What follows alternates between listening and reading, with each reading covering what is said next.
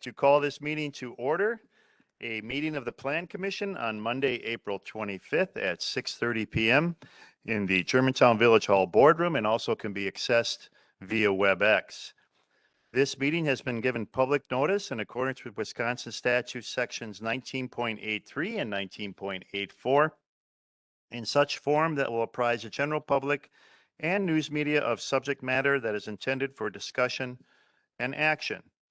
Roll call shows all plan commissioners present except for Mr. Williams, who may be joining us shortly.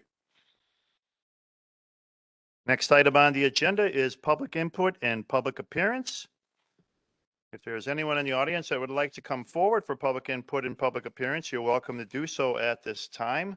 We don't have any public hearings on tonight's agenda, but before I welcome you up to the podium to state your name and your address for the record, I do have a few communications that we've received within the last week that I'd like to read for the record. And the first one says, concerns about development on Highway Q and Landon Road.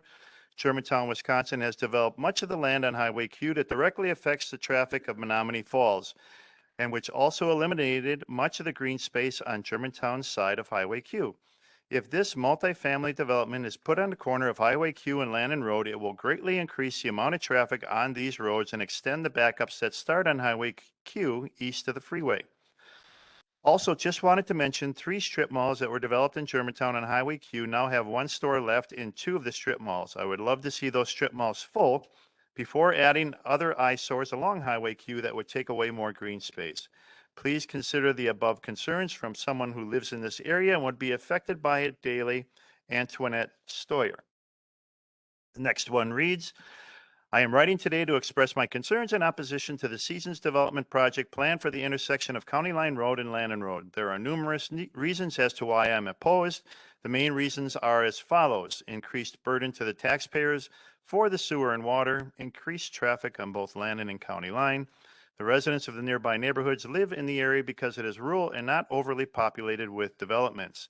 The proposed development would negatively impact all of the surrounding areas and make the area less desirable for future and current homeowners. There are many vacant lots and strip malls in the Germantown area that are actually vacant that would be much more suitable to the proposed development. As such, why would Germantown want to encourage yet another development? This development changes the area from rural residential to urban industrial. This is not what any of the residents of Germantown and the nearby communities want or need. Please stop this development from happening. Sincerely, Rhonda Kuski. We did also receive a communication from Tamara Schneider that had an attachment that I don't have, but I did read it on my email, and I can tell you that it was against the development of Landon Road and County Line. As we received a communication from Mr. and Mrs. Betcher, and they also were against the development on County Line and Landon Roads as well. They had attached a letter. I don't have it to read, but I did read it and respond to it to both of those people that communicated to us. We also have another communication that says, I live on Club Circle Drive, and this new development would lower my home value with the big increase in traffic and noise that we have lived without for 20 years and have made this special, and now they want to take it away. I am totally against this and wish I could have been at this meeting if I had been given more of a notice. We live in the area and have lots of water that our sump pump runs constantly. Can you guarantee that this development won't add to this problem? And this is from a concerned neighbor. No signature. The next communication reads, we oppose the new plan. The vision statement 75-2018, Germantown's ethnic heritage, high quality of life based on its rural and suburban character and desirable location in the greater metropolitan area create our competitive advantage. We will work together with the respect for each other, maintain that character, and ensure Germantown's future as a neighborly and safe place to live, work, and play. We oppose the 3 industrial buildings that are in the plans. Each building is showing 20 to 24 loading dock levelers. These buildings will most likely house some sort of distribution center. If this is the case, we will have semi-traffic all day and night in this corridor. Plus add an idling semi waiting for their turn to be loaded or unloaded. If any of these buildings are perishable, the reefer trailers will be running nonstop, which will also add to the noise level. If this is just a planning meeting, why is Dickman showing this being available in June 20 of 23? I do expect an answer to our concern regarding this. We also oppose the high-end apartments. We would rather see row housing or condos. If ownership housing is not considered in your plans, would you consider a 55-plus apartments for this corridor? When do you plan on conducting a traffic study of this corridor? Thank you for your time. We look forward to hearing back from you regarding our concerns.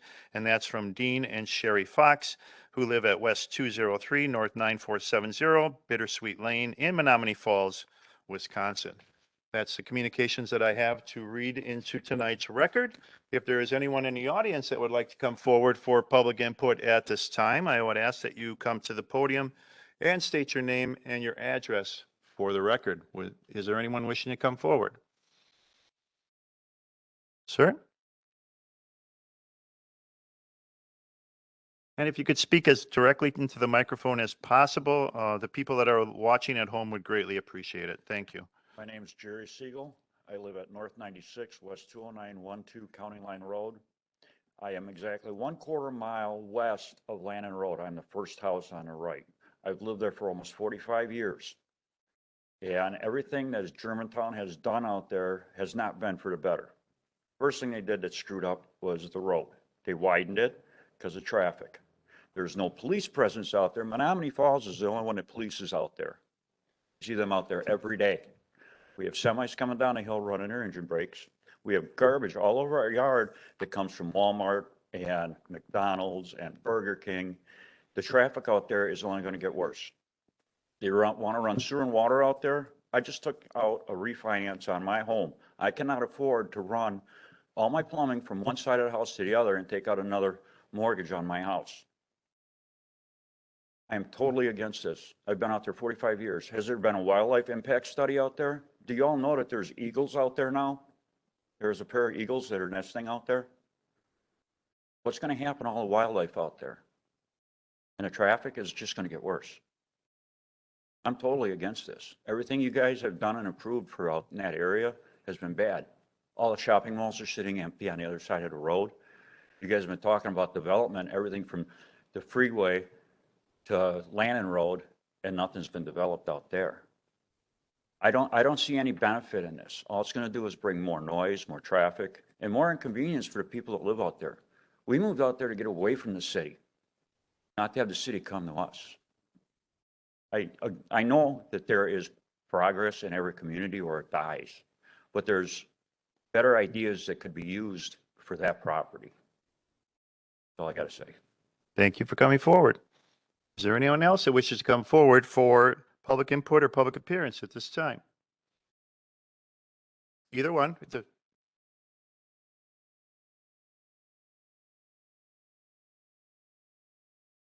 My name is Lori Betcher. My address is North 96 West 2235 County Line Road, Menominee Falls. I just feel the need to speak for a minute against this project because my quality of life is going to be so drastically affected. We continue to oppose and always will oppose the development on County Line Road and Landon Road. We live it directly across the street in Menominee Falls from this proposal for the last 21 years. And our biggest concerns are as follows. The additional traffic in this area, it's out of control now, and it will be nothing but accidents on a constant basis. The lights that will be shining in my house all night long from the multifamily housing units, not only from the units themselves, but the parking lot lights as well as the vehicle lights. The noise that will be created from the extra car and semi-truck traffic from the housing units and industrial buildings. One of our biggest concerns and fear is the possibility of the widening of County Line Road again. We simply have no more land to give. I'm sure that many of you are not aware that there are 70+ houses right across the street in Menominee Falls that will be directly impacted by this. All of your maps never show that. The industrial buildings that are being proposed sure look like they will be warehousing or distribution with the amount of loading docks they're showing. This area can't handle that kind of volume. It's ridiculous and dangerous now. My question is, how can any of these industrial buildings be up for sale already on the Dickman website without a plan approval yet? This is simply not a good idea for this area. Thank you very much. Thank you for coming forward. Is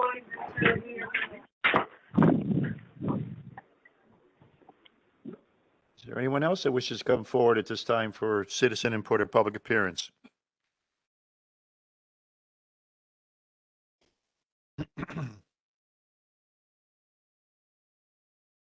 Good evening. My name is Roger Buck. I live at N96 W19827 County Line Road, Menominee Falls, which is right across the street from this development. I've lived there for 56 years, and my ancestors once owned the farm that it was on. I told my neighbor here I should have been nicer to those people years ago. I'm sure we can't stop progress, but I have several issues with this thing. The first is that the area where the apartments are going to be developed, that's way too densely. You're putting in way too many apartments there, and the population increase is just going to be horrendous on Q. Especially once you get down to Appleton Avenue. It's really bad there now. That many more people added to it on a daily basis is just going to jam that entire area. So I'd like to know what the Planning Commission's plan is to resolve that issue. Secondly, I'm on the corner of Wellington and Q. And I'm on the east corner there. That road that you have coming out of there on the design for this new project is going to come right out square with my living room window. Every car that ever comes down that road at night is going to have their headlights shining right into my window.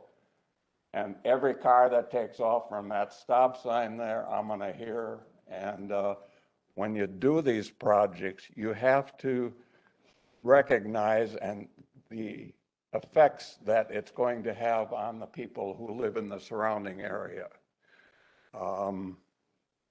It's also going to create an odd intersection there. Here's Wellington, and here's my house, and here's the road. They don't line up. It's going to be a very clumsy intersection there. It's just not going to be right. Those are my concerns there. And please don't put another light up there as well on the street light. That'll be right in my window as well. And I'll never know darkness again. Thank you. Thank you for coming forward. Is there anyone else who wishes to come forward at this time for public input or public appearance?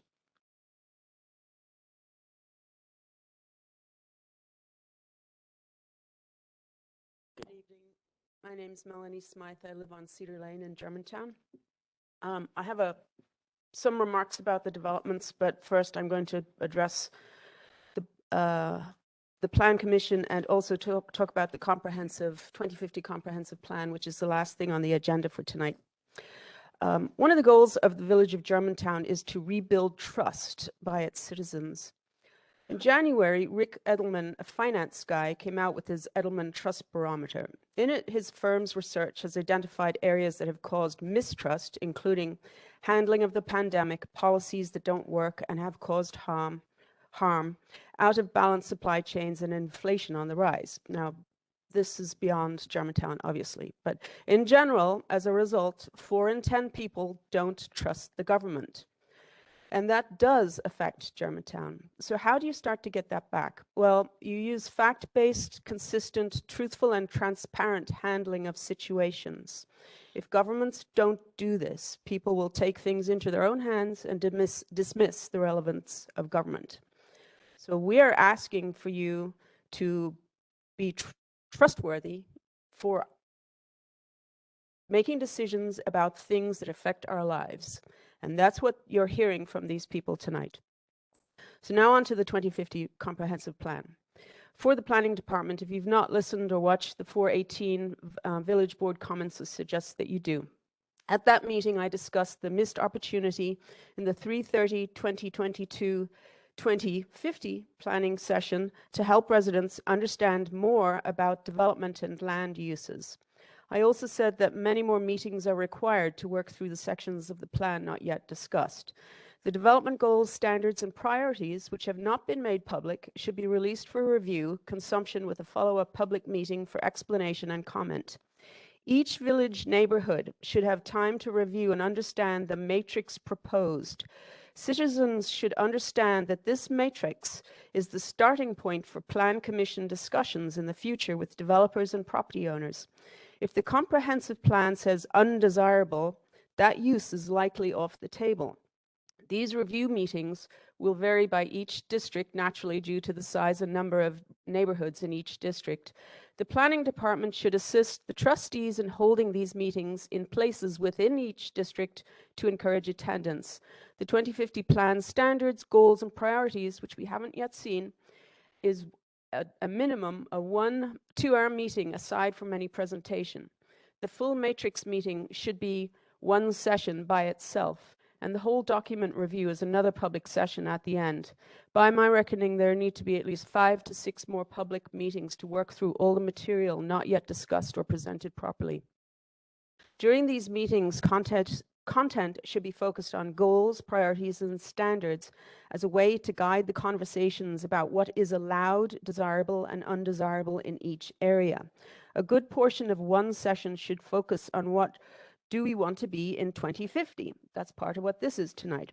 And how do we successfully work through the natural conflicts of farm to developed properties? We have not had those conversations. The last thing I will say about this meeting is that all steering in these meetings must stop. There have been 2 incidents where planning is actively hurting people towards a desired outcome. This is unethical, flies in the face of the American Planning Association Code of Ethics, will result in ethics complaints at the least, and may render the entire planning process illegitimate. Stop this activity and provide open conversation about all aspects of land uses. Every type of housing configuration needs to be reviewed and presented. Every land use must be reviewed by each neighborhood in light of allowed, desirable, and undesirable terminology. How do I know this was steering? Because people sitting at the table spoke up and said that the prescribed answers provided did not fit what they wanted to say. All right, on to the comments. County Line Road and the Landon proposal.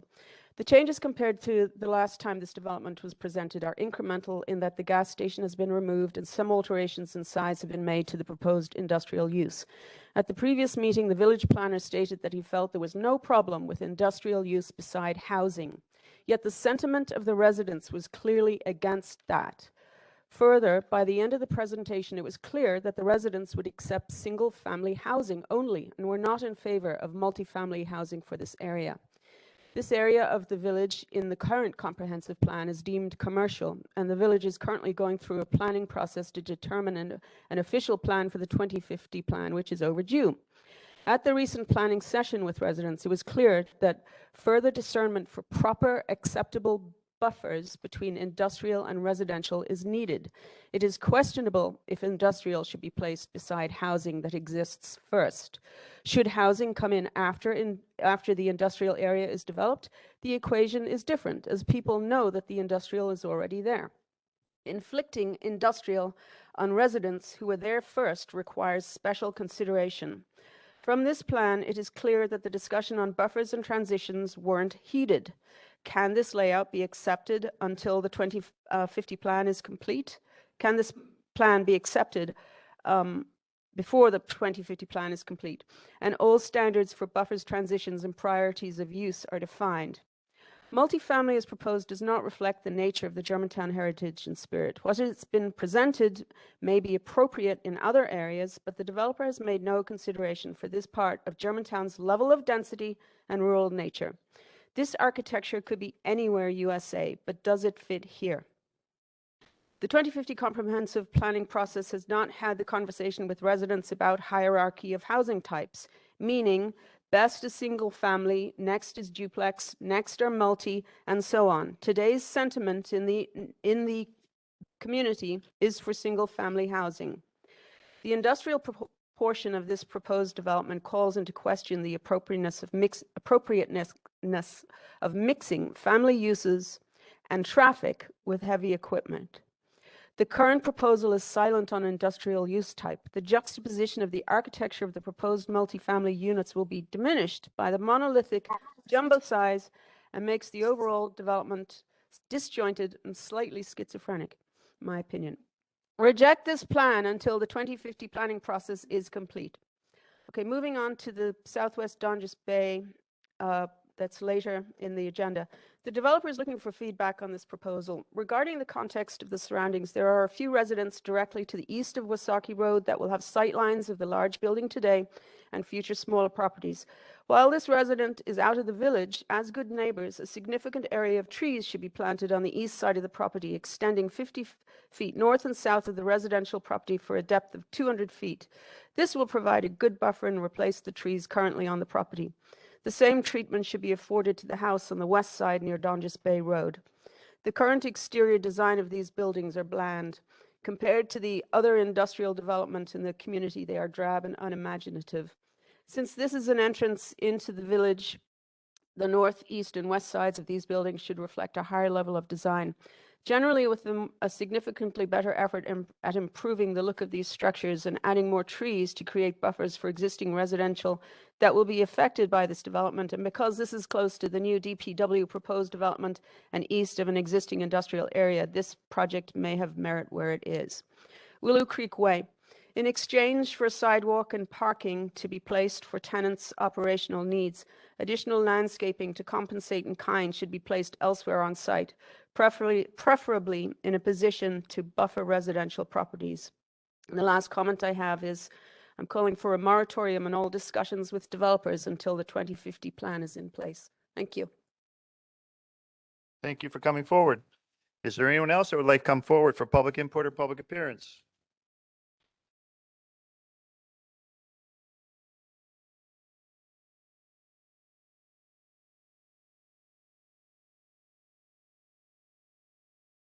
North 9886 Landon Road, Colgate. We're the property right next to the industrial building. I before had brought up the point of the sewer and water system hookup, if that does go in, because I was told by somebody from the board that we would have the option to either decline that or accept hooking up to the city. Now, in this recent proposal, quote unquote, it suggests that long-term, if they, and I want to know who they is, decide to expand it through your property, how this will affect property owners. So once again, I'm kind of feeling like we have no choice.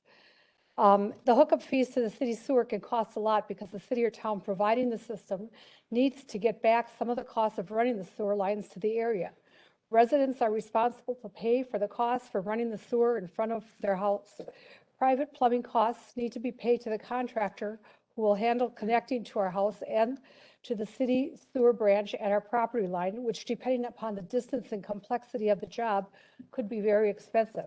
A sewer line per foot can run a linear foot can run anywhere between $50 and $250.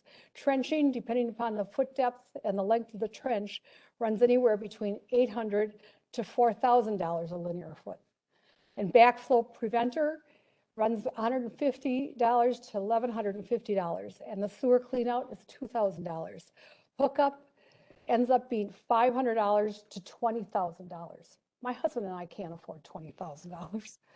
Homeowners are responsible to tie into the sewer and must usually pay directly for this upgrade.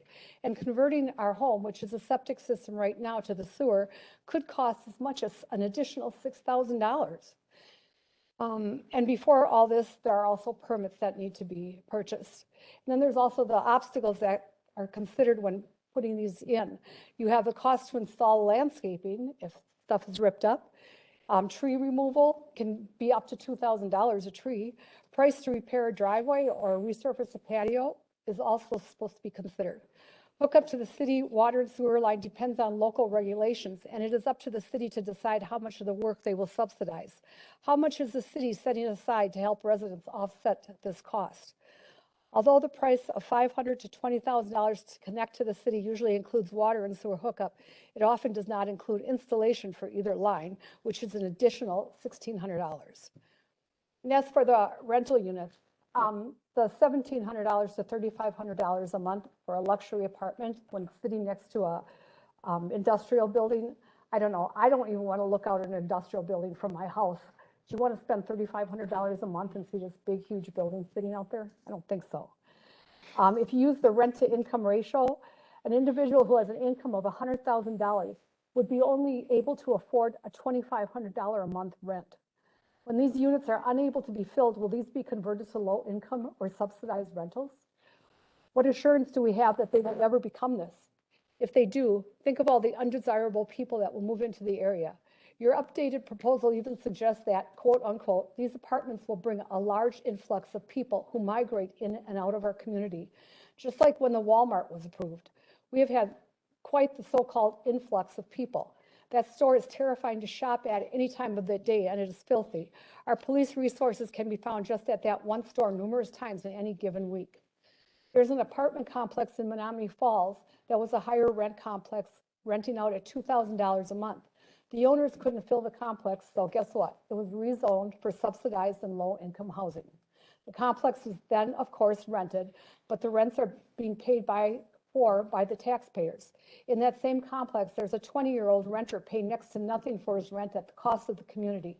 Is that bettering our community? If we had $3,500 a month to spend on apartment rent, I think we would rather put that money towards our own property. Rent is like throwing your money out the window. You're not going to get anything out of it. And is the city, I'd like to know, is the city of Germantown financing this project through a bond issue? Are these buildings going to be taxes exempt? And if so, for how long?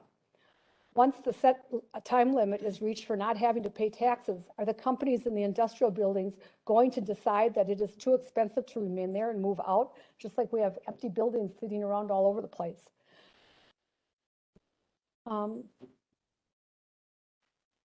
And then the industrial building that is going to be placed next to our house, I was told is going to be 36 feet high. That's 3 stories. Can you imagine that monstrous building sitting there? And then you're going to have so-called luxury apartments at $3,500 a month by this industrial building. And what type of industry is going to be utilizing these buildings? Is it going to be running 24/7 like somebody had just previously asked? And what about the noise level, lights, and emissions? The delivery trucks, such as semis, are they delivering on the back of that building facing our property and at all hours of the day? What about accumulating trash by the industrial buildings? Would these issues be regulated somehow, and for how long? You know, once they're kind of pushed by the side, not regulated anymore. How can this development proceed while the community will be only receiving negative outcomes? Our property values will decrease, our taxes will increase, and our future and financial security will suffer, all while the investors' pockets come out ahead. Is this the American way of thinking only of oneself? I'm sure the investors and developers don't live in a community that proposes a development such as one we are faced with. Is this proposal in any way going to be giving back to our community or just the developers? Where is the value for the community? These are the questions we deserve to have answered. Thank you for coming forward. Is there anyone else that wishes to come forward for public input or public appearance at this time?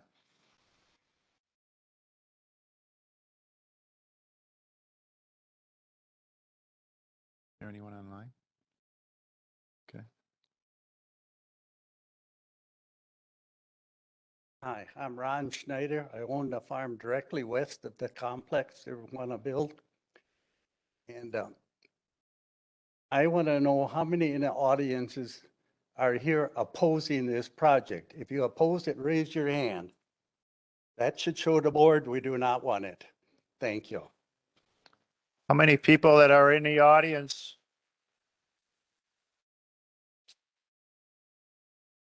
How many people in the audience are from Menominee Falls? Raise your hands. Thank you. Oh, it'd be the other half.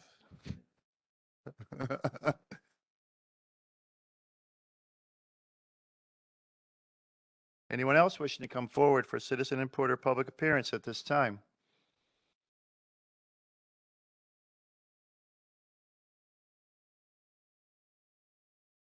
Hi, I am Gidget Strike. I live on Landon Road, directly across from it as well. I agree with everything that's been said. I'm going to be greatly impacted, but my biggest well, not my biggest concern, but a concern that I haven't heard brought up a lot is what the impact this is going to do to our schools. I do have children at Germantown School District. We all know we just paid a fortune for the referendum, which I was for because my kids did benefit from it. And I still have a daughter in high school.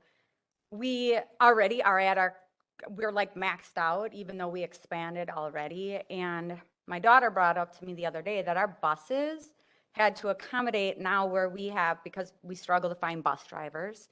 And there are so many students already that our buses are 3 to a seat on every single bus.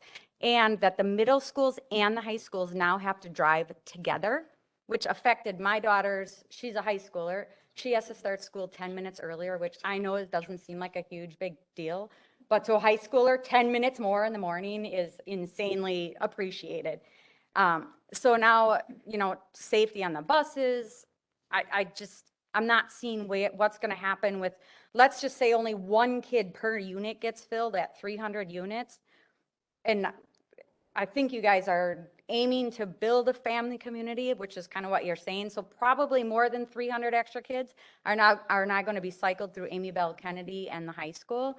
I don't know where we're going to accommodate that room for those extra kids. Even if it's only 50 more in Amy Bell alone, that's 10 more per class. Teachers are going to not be able to handle that. So that's one of my big concerns. I don't feel the school systems have been touched upon, or has Right Way been contacted to find out if we can really accommodate for this in such a condensed little area. Another one is the driveway. My driveway is directly across the street from where the driveway is going to be coming out. And I don't know, you all know Landon Road at rush hour. It sometimes literally takes me 4 minutes to get out of my driveway, which I've been there forever, so I can appreciate that. I've literally lived there since the day I was born, in the house next door. But now I live in the house, I bought my grandparents' house. So what happens between 7 a.m. and 9 a.m. in the mornings? If there's truly, all these people probably will be working, I'm assuming, if they can afford these type of rents. So then what happens between those times? The traffic is going to be so incredibly bad. And then if you throw an industrial park in there too, and more trucks, I'm assuming, anybody who lives there knows that traffic is a nightmare there. And we already have 5 lanes. I certainly don't want 7. I have no more land to give up for more streets. So my thing is, if you're really looking to better our community, this is absolutely not the way. I don't begrudge trying to develop, but I think pretty much everybody here is, hey, we got to have a compromise. We can't have 300 or 400 units thrown, or apartments in there. I also had heard about the having low income eventually if they don't get filled. That's a huge, huge, huge concern of mine. I live in Germantown because it's safe and it's home, and I will not stay. And this has been our home for 46 years, my home for 46 years. So please don't allow this through. If you guys want to do single families, I am all for that. I would love to have some more neighbors. I'm not saying there shouldn't be a development at all, but it can't be this monstrosity where we have completely taken away all of our land around us. So that's it. Thank you for coming forward. Is there anyone else that wishes to come forward for public input or public appearance at this time?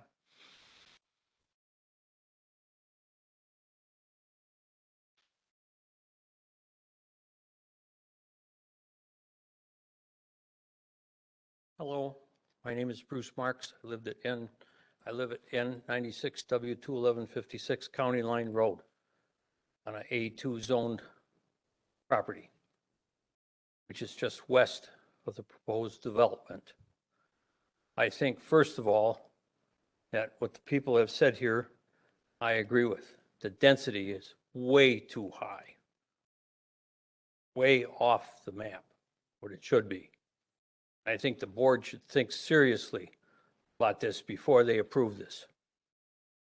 This many people aren't here in unison just because we have nothing else to do tonight. And I understand that the developers want to do this for monetary reasons. And I have been in the income property ownership business for 50 years. February 10th was our 50th year. But we didn't do it this way. And the properties that we had that were dense were extremely hard to manage. And I think that the density is far too great on this proposal. And then putting industrial right next to it is not the right thing to do. The neighbors, the neighborhood, the traffic, everything else. I think you people need to think long and hard before you approve anything close to this nature. And there has to be more meetings to address these issues and all the underlying issues and the financing and whether there's going to be attractive financing given to this project or not. And what happens when the financing runs out? Is that going to cause vacancies because the rents are going to go up, et cetera, et cetera? I think that stuff has to be addressed seriously in the public before anything goes any farther. And I agree with the people that were up at this podium previously. They made good points. And from the show of hands, doesn't seem like there's any support for this thing. Certainly not from me. And the community, I don't think can support this at that location. And that has been brought out by many of the people that came up here tonight to speak to that point. I think you guys need to think long and hard about this before this goes farther forward and have many more meetings. Let the public continue to show their distaste for this project and the impact that's going to be on it and what it's going to do for the stress on the rest of the village and the village amenities and the police department, road crews, all of that stuff. And it was a good point made that a good share of the law enforcement on Highway Q is only done by mostly Menominee Falls enforcement. What are they going to do? What's Germantown going to do when this gets added to the mix? You know, what's that going to do to the taxes? Are they going to be able to afford more police officers to enforce that? And the crime that's going to come along with this, especially with the industrial area. And it seems like there isn't anybody that wants to live next to that industrial development, part of this component of this project. And sure, they want to maximize their profits, but it's going to maximize other problems. And that has to be thought of seriously. And it doesn't seem that so far much has been put into this from the village's point as far as concerns about those things. So I think there should be more meetings and this thing should be reworked at the minimum or completely stopped and look at it from a different standpoint. Thank you. Thank you for coming forward. Is there anyone else that would like to come forward for public input or public appearance? Is there anyone that's joining us via WebEx that would like to contribute to public input or public appearance? Mr. Lopez, are you with us? Would you like to add something to public input or public appearance? Hello, can you hear me? Yes. Okay, yeah. My name is Scott Lopez. I live at W204 N10005 Landon Road. So I am across the street and up a little bit from this proposal. I would like to voice my objection to it as it stands today. I have a number of concerns. A lot of these have been brought up by other people, but I will restate. Most importantly, traffic and safety. I've lived here almost 20 years, and I've seen the road be widened. I work from home. I've worked from home for the last 5 years. every day I hear semi trucks and dump trucks heading pretty much north, constantly air braking, speeding up, grinding, and air braking. In the warmer weather, in the evenings, there are car races on this road. Especially when there were lights. It's dropped a little bit since we've gone to the circle on the north end, but you will hear cars and motorcycles race down this street clearly over the 45-mile-per-hour limit. So we're going to have apartments, possibly, or any additional housing with children living in them. And what's going to be done for safety of these residents? Because we have a lot of traffic. And unfortunately, police presence here is very minimal.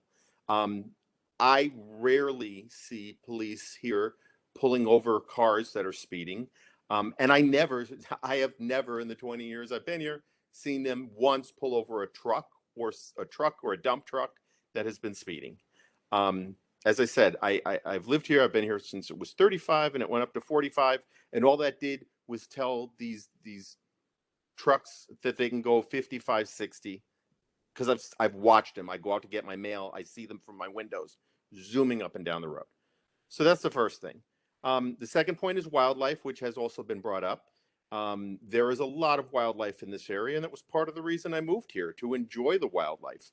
When I purchased my property, I was also told a lot of this area was federally protected wetlands. I was told that there are restrictions of any type of development I wanted to do on my property.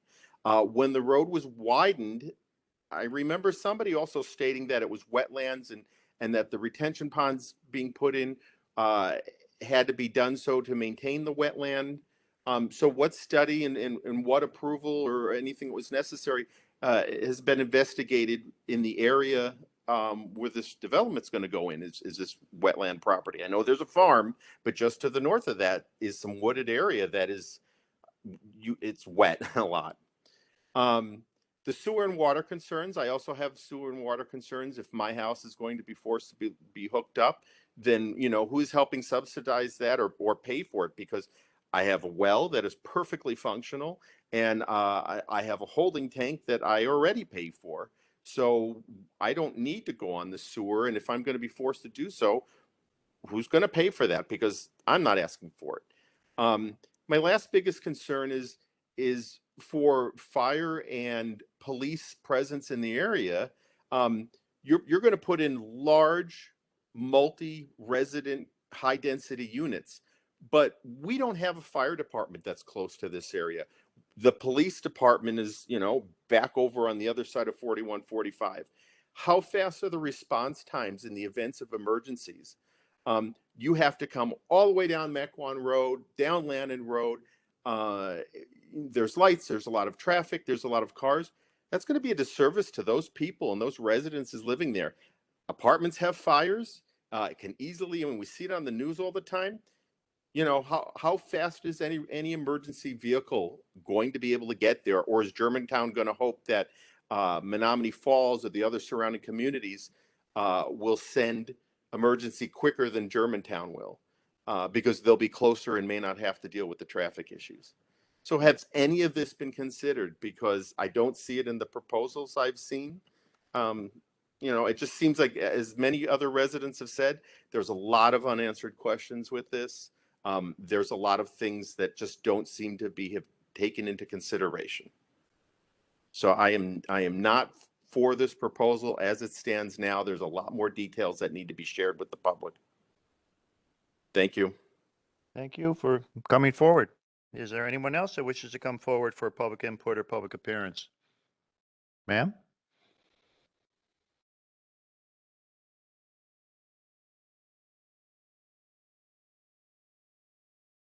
Hi, I am Tamara Schneider from West 204, North 9699 Landon Road. Dean did express that he got my email, but because it was an attachment, he couldn't read it. He also said that he responded to those emails, but I just checked my spam and all my email and I have no response from him. So I'm going to reread it so you can hear it. I'm going to kind of paraphrase now because people have talked a lot about it. But I attended the rural preservation meeting, I think it was last week. And this is kind of based on that. The Plan Commission is concerned about accommodating the projected growth of the community by 2050. It was mentioned that 21,000 more homes would be needed and that the current breakdown of 5-acre lots will consume too much of the land to fit these new communities. A 2020 census shows that the median household income for Germantown residents is $89,000, and the annual per person income is $44,427. If you use the rent calculator website, domu.com, it recommends that a person with this income spend on the low end $450 a month to $1,400 on the high end for rent. So clearly, these apartments are not for the average Germantown resident, which brings in the fact with needing all these extra homes, I believe, again, we should go to single families. Divide them into acre, 3/4 acre lots. You can still get 80 homes on there, less traffic, much more family oriented. It will help the housing shortage Germantown's going to have in 2050. Again, with the not owner occupied apartments, we are looking at the migration of people, demand on police and fire and traffic. Another concern about my house in particular, and I haven't seen the elevation drawings for this community, but the original plan had 3 retention ponds on the west side of Landon Road. Now they switched it to 1 and then 1 giant one at the corner of County Line and Landon Road. With all the impervious surfaces and all the large buildings that they're putting in, if it's not graded exactly properly, that's not going to run to the corner, and I don't believe that the 1 retention pond on Landon Road will be enough to absorb all that water. And so I'm concerned about my sump pump, my well, just like everyone else worrying about sewer if that has to come through.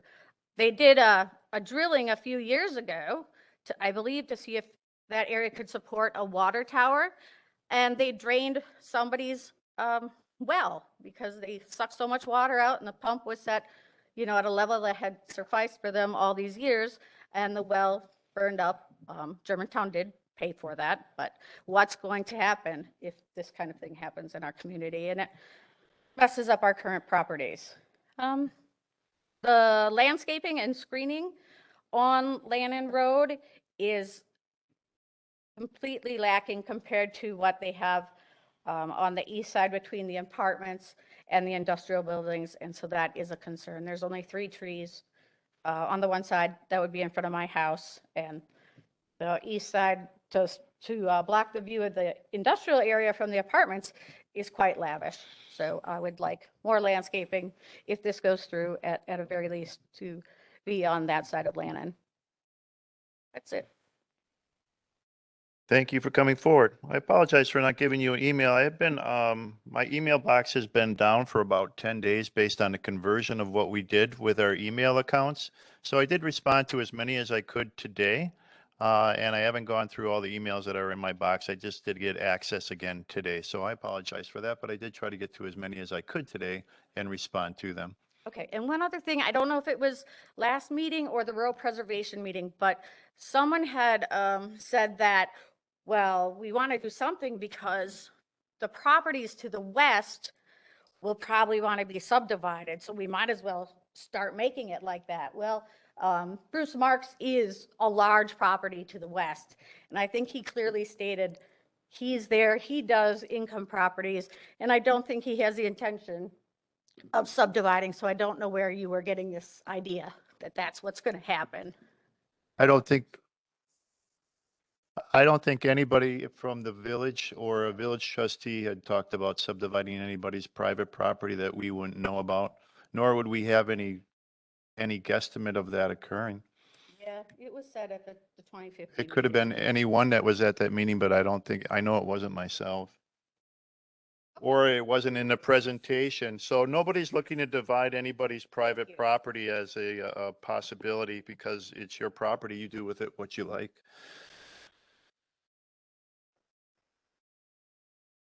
I can't get into an open discussion with you, sir. If you'd like to come forward for public input and public appearance, you can. We'd Your like name, sir, for the Joe record? Metzenheim, 20932 County Line Road. Thank you. My question is, how far is the proposal to run that sewer west on County Line Road? It's not any farther than Landon Road at this time. That's part of the sewer district. Anything west of Landon Road is outside the sewer district, For now? currently as approved for now. Yeah. Yeah, okay, it was sort of like when they did the highway. You know, everything was gonna be one way, and then all of a sudden they decided to put it in and it got widened. All the stories we were told they were gonna do one thing, and we wind up losing 20 foot of property. Basically wound up giving it away for the minimal amount of money we got paid for. You're talking about when the county widened County Line Road? That's correct. That's correct. That would be the county, sir. Yes, and we had our meetings here, and we talked to whoever was in charge at that time. With the county? It Well, would we be was- their responsibility to widen that road because that is their responsibility in And- that area. But we were here in Germantown discussing all of that. Probably trying held to- them here, probably, sure. Trying to find out exactly what was going to be done. And we're told one thing, and then it's something totally different when they finally finished it. That wasn't anything that went through this board, sir.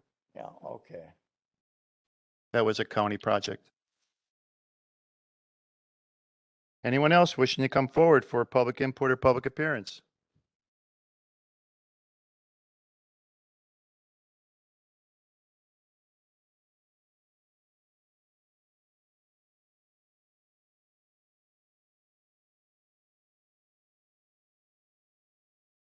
Hi there. Hi. My name is William Schubert. I live on Landon Road at W204 and 9886. And I'm going to be living right next to this huge factory.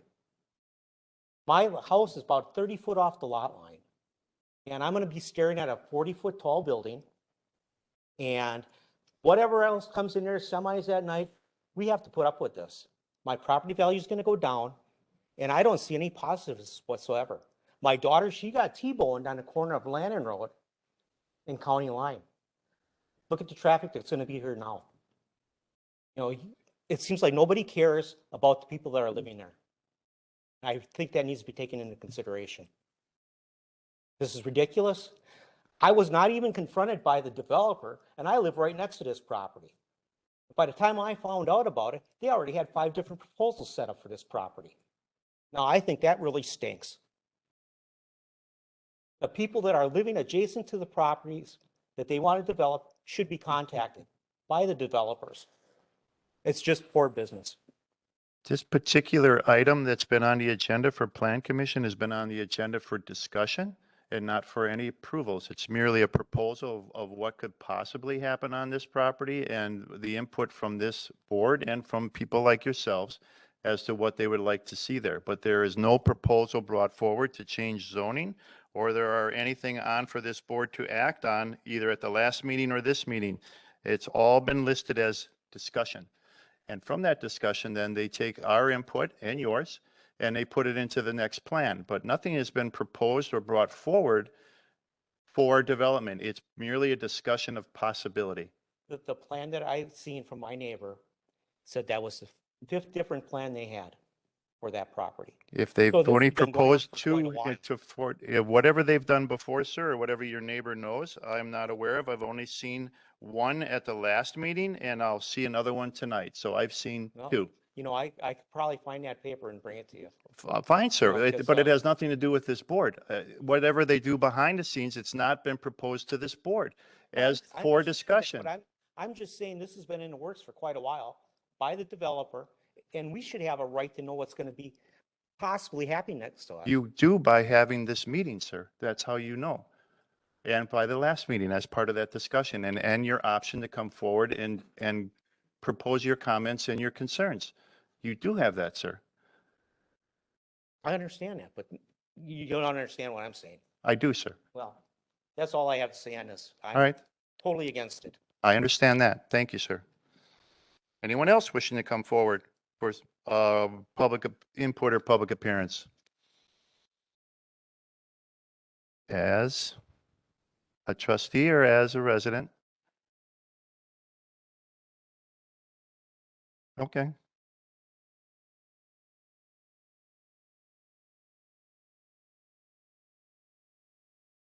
Hi, my name is Jan Miller, but I am speaking on behalf of Shirley Engelman. And Shirley lives at W180 and 9843 Rivers Bend West. And Shirley wasn't able to make it tonight because she was going to church. Her concern is she lives in the Rivers Bend subdivision behind McDonald's on Q. And it's very busy there as it is right now. And her concern is traffic. The problem is going to be leaving the subdivision off of 41, 45 for herself.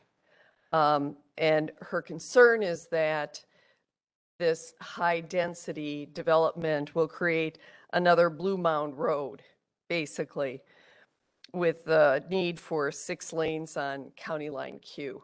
And that's just ridiculous.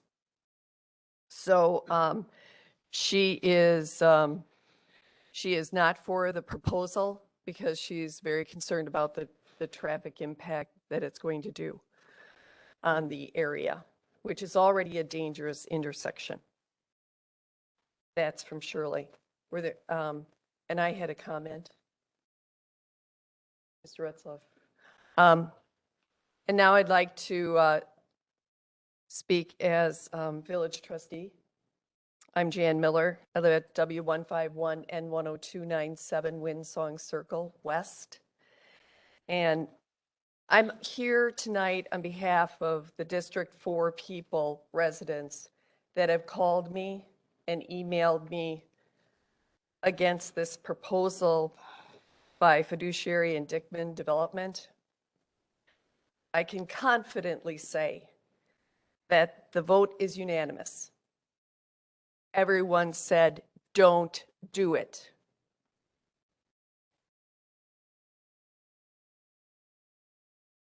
They said no 2 weeks ago to the quick trip. You listened, you took it out. But apparently you didn't hear when the residents said, show us only owner-occupied single family. Owner-occupied single family. And perhaps that's not Fiduciary's main shtick. There are multi-family units and warehouses in this second plan too. So you have to reach a point where it makes economic sense, right? I'm very concerned that we're wasting developers' time, energy, and money, but I'm even more concerned that we're wasting the Village of Germantown's Plan Commission staff time, energy, resources, and money.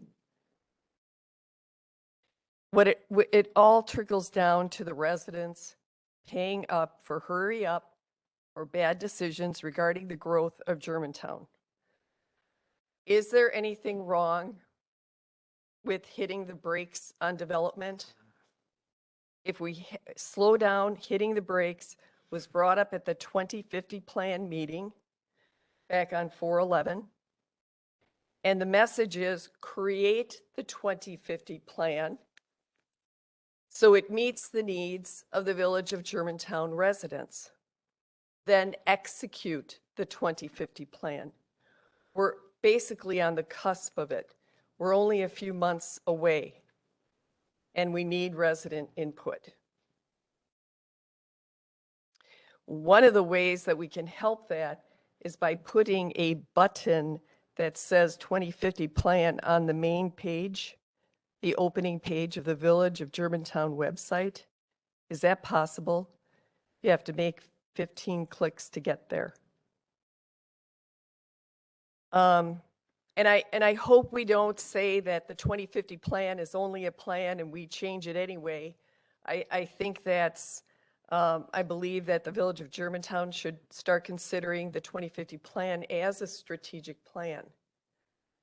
and stick to it. That way everybody's on the same page, not only planning, village board, DPW, all of the different departments. We're on the cusp of, that's my favorite word tonight, the DPW. The DPW needs a brand new building. And we're going to start TID number 9. There's another property in TID number 9 that's going to be developed, and perhaps Dickman could take a look at that. It's industrial. I see the village of Germantown is hitting a critical mass. We have a lot of people that want to come to the village of Germantown and live here and build here and work here, but we haven't finished our plan. So part of the critical mass is that we just gave these residents an 80% increase in the water sewer, about 80%, 60 to 80% increase. And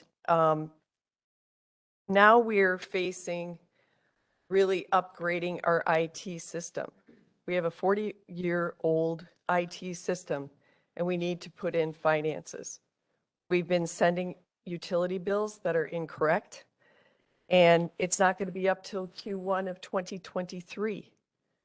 So if we're having errors on the residents' utility bills, then how are we going to bill our developers correctly? Are we going to miss billing something? So I look at it this way. This is the Plan Commission. We've all seen things being built, and you start with the foundation. So if we don't have our operating system up and running, project management application, how are we going to manage our funds correctly? These are big projects that we're reviewing, that you are reviewing, the Plan Commission. You have a big responsibility.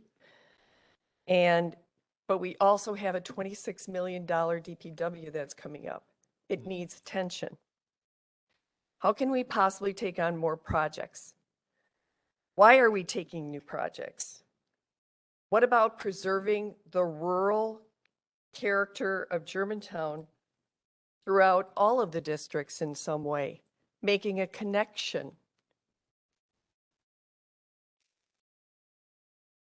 So what is the, we need money, we need resources, we need staff, and we've lost staff in various departments lately. So there are a few things that are keeping me awake at night. Lack of the updated IT system, lack of DOT traffic study for this development, staff retention, no project management system, monies to cover all the support systems, and the 2050 plan to be completed. So I just have a really good idea, something to put out there for the Dickman company. You may have heard from other residents here tonight that we have an issue. We have county line available properties. They're empty. And perhaps you could collaborate with the village of Germantown and make those come alive again. That would be a good neighbor. And Fiduciary, I'm familiar with the Romeoville area, and it's a totally different area. So I hope that you find an area where you can develop this, but based on my residents that have contacted me, they're not in favor of it, and neither am I. Thank you. Thank you for coming forward. Is there anyone else that wishes to come forward at this time for public input or public appearance? Anyone else? If there is no one else, we can go on to the approval of minutes from the March 28th, 2022 and April 11th, 2022 meeting. Make a motion to approve as presented. Second. Motion made and seconded. Any discussion on the motion to approve the minutes? No discussion. All those in favor, please say aye. Aye. Opposed? None opposed. Motion carries. Next item is new business, starting with new business item A. Fiduciary Real Estate Development, Inc. and the Dickman Company, Inc., agents for the Central Land Company 3 LLC, and Carrie Doyne, Christy Leswig et al., property owners of 89 acres located in northeast quadrant of the Landon Road, County Line Road, County Highway Q intersection, consultation for a mixed-use development comprised of a 320-unit multifamily residential community, which is called the Seasons of Germantown, and a 55-acre industrial business park. And this is for discussion and follow-up discussion from March 28th. To give us some more background information on new business item A, I'll turn the meeting over to our Community Development Director, Jeff Retzloff. Thank you, Mr. President. As you indicated, this is our second consultation for an 89-acre mixed-use development proposal comprised of a multifamily residential component and an industrial component. The area is currently classified under our 2020 land use plan map as both commercial and industrial. Commercial along Landon and County Line, industrial just off to the north and to the east. It's also part of what's being called the Willow Creek District under the 2050 plan proposal, where the allowable and desirable land uses and densities are under review and not yet determined relative to the 2020 plan. Tonight we have Tony DeRosa with Fiduciary, who will be summarizing the multifamily residential component, and Sam Dickman with the Dickman Company representing the industrial area. They'll discuss the plan revisions that have been made since the March 28th meeting and share any other additional information that they feel is important to consider as part of this project. So Tony, thank you.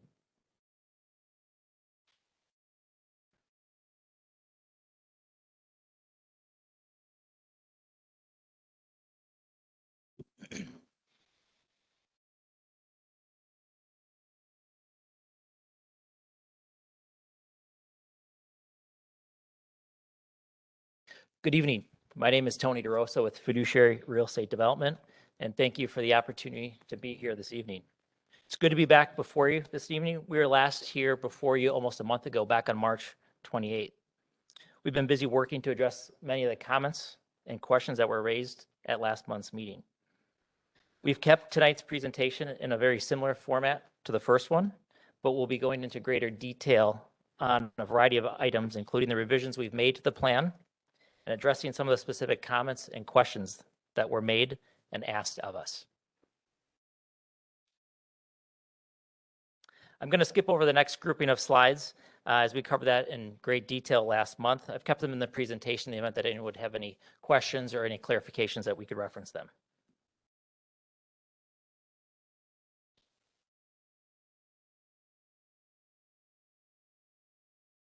In short, the purpose of these pictures was to highlight some of our recent developments and how we're known for bringing highest end product to a community that we develop in. In terms of the subject property, in the village's 2020 land use plan, the subject property is designated for the development of both commercial as well as industrial and office type uses.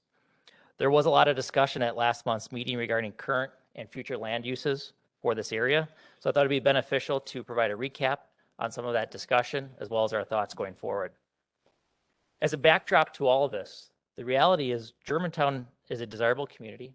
It's a growing community, which is a good thing, and this property happens to be in the path of progress.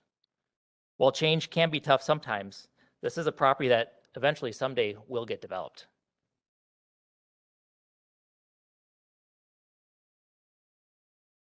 This slide shows a zoomed in section of the 2020 land use plan.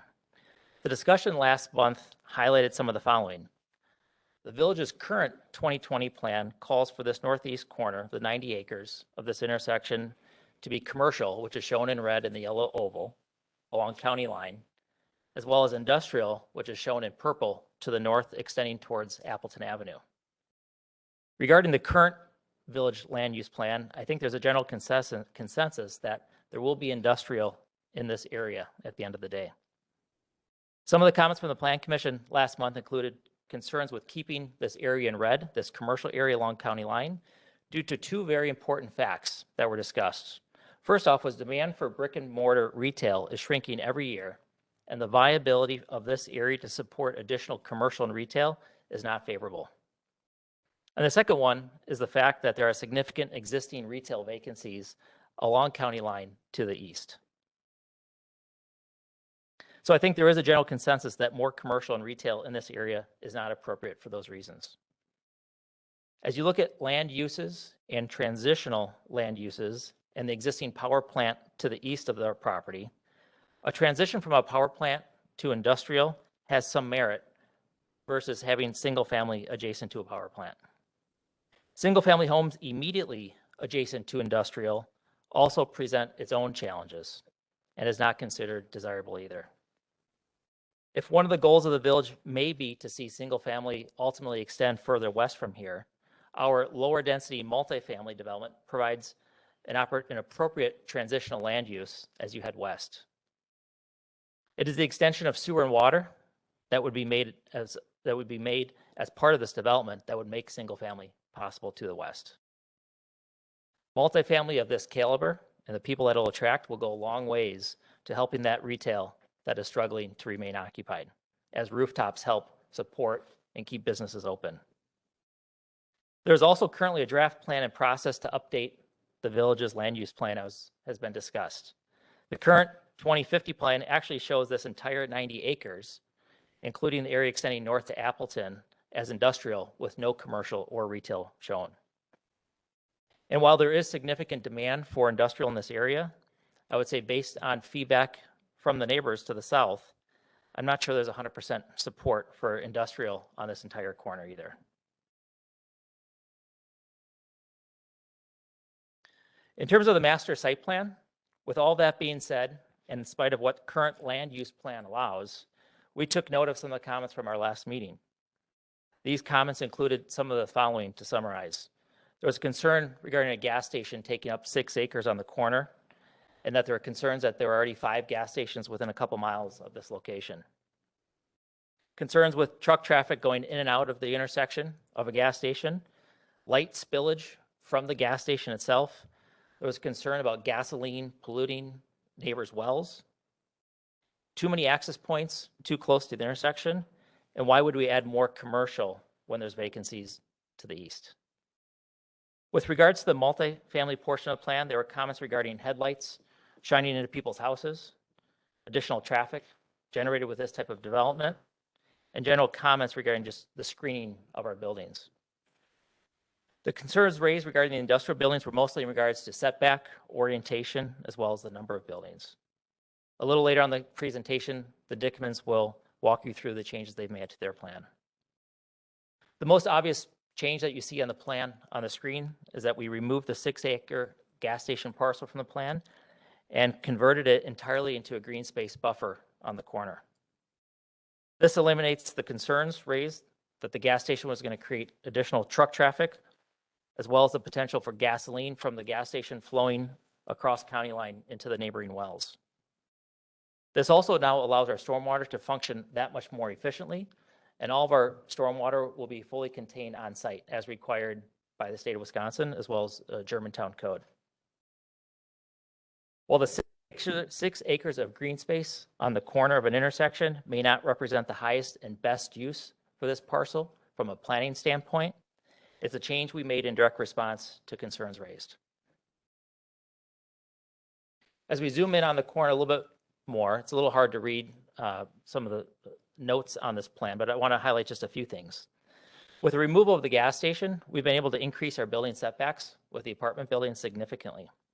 The Germantown multifamily zoning code requires a minimum building setback along a public street of 35 feet. While it may be hard to read on the plan, with our current plan, we've greatly exceeded what is required by code. We have setbacks that far exceed the 35 feet. We are 70 feet along Landon, 110 feet setback on County Line, and off the heart of the intersection, our building is set back diagonally 500 feet. Our parking is substantially screened from outside of the development looking in. Our building layout provides that there are not large open parking lots that are visible from the street. Most of the buildings along County Line, as well as Landon, have their narrow ends facing the public street. The narrow ends of our building look more like that of a large two-story home. And with these buildings only being 2 stories in height, this helps to further reduce the scale and the massing of what is seen from the street. This part of the site now functions very efficiently with just 2 access points that are set even further back from the intersection. As it relates to traffic, we will be completing a traffic study that meets both DOT as well as Village of Germantown engineering requirements, and the recommendations that will be forthcoming out of that report would be incorporated into the plan accordingly. While we are not at the point in the process to have a full detailed landscaping plan, and the landscaping that's shown on the image on the screen is purely conceptual before a full landscaping plan has been put together, I can tell you that the perimeter of the site will have significant landscape buffers where appropriate, and specific attention will be given to those areas where headlights from cars so that they get screened appropriately to address that concern. We will also be completing a detailed site lighting photometric plan. This is a plan that will show that we will not have any light spillage from the property onto adjacent properties.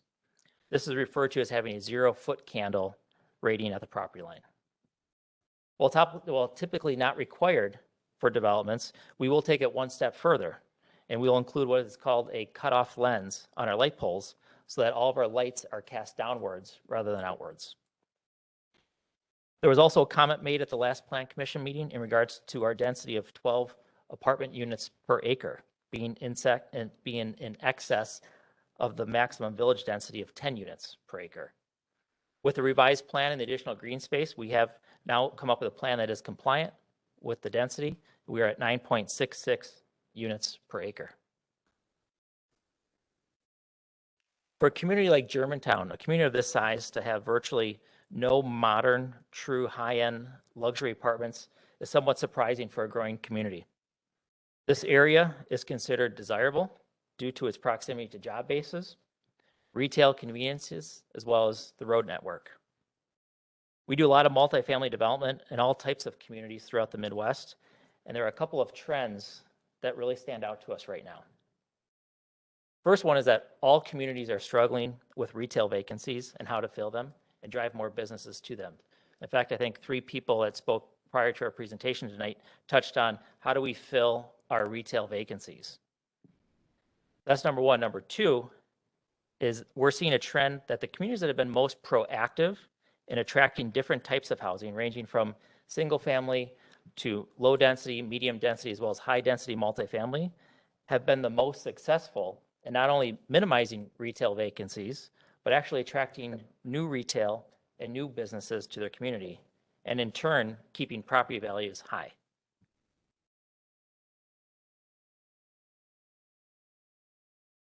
A lot of people that will live here currently live in Germantown and Menominee Falls. These are people that want to stay in these areas. There's not a housing option like this in your community right now. It simply does not exist. The demand is from people that have good paying jobs, working professionals, just like many of those sitting in the audience and up here this evening. These are people that will spend a significant portion of their disposable income in the community. We're seeing this trend all over the country. Apartments don't equal low-income housing. So many people are choosing to rent for reasons ranging from personal investment preference to preferred flexibility to those simply downsizing, even retirees that might spend their winters in warmer climates but have family ties to the area and don't want to own a home.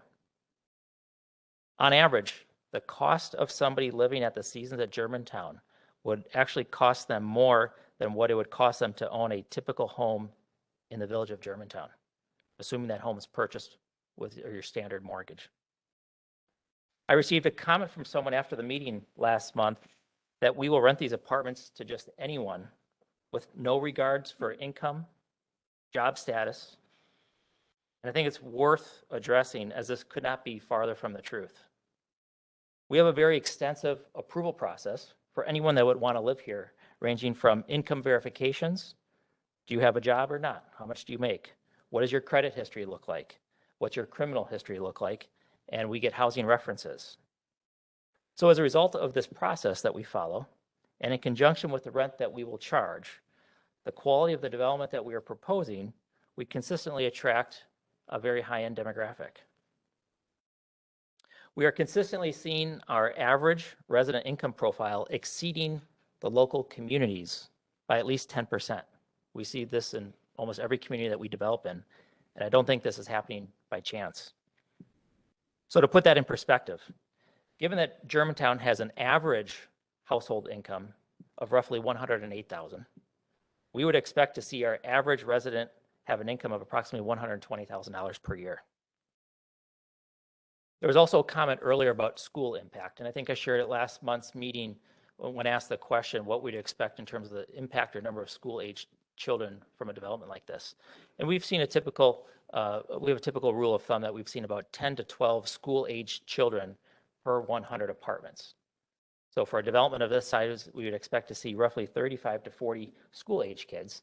And we expect a fair amount of people that would live here that would be coming from the village of Germantown already. So some of those kids may still be in the school district. There was also preference noted earlier for could this entire 90 acres become single family? When you do the research and you look at the number of school-aged children generated from an apartment versus a single family home, you actually have the opposite effect. You actually, for every single family home compared to apartment, you actually generate more school-aged kids. So if this site were to become 100% single family, the impact on the school district would be actually far greater than what we are proposing.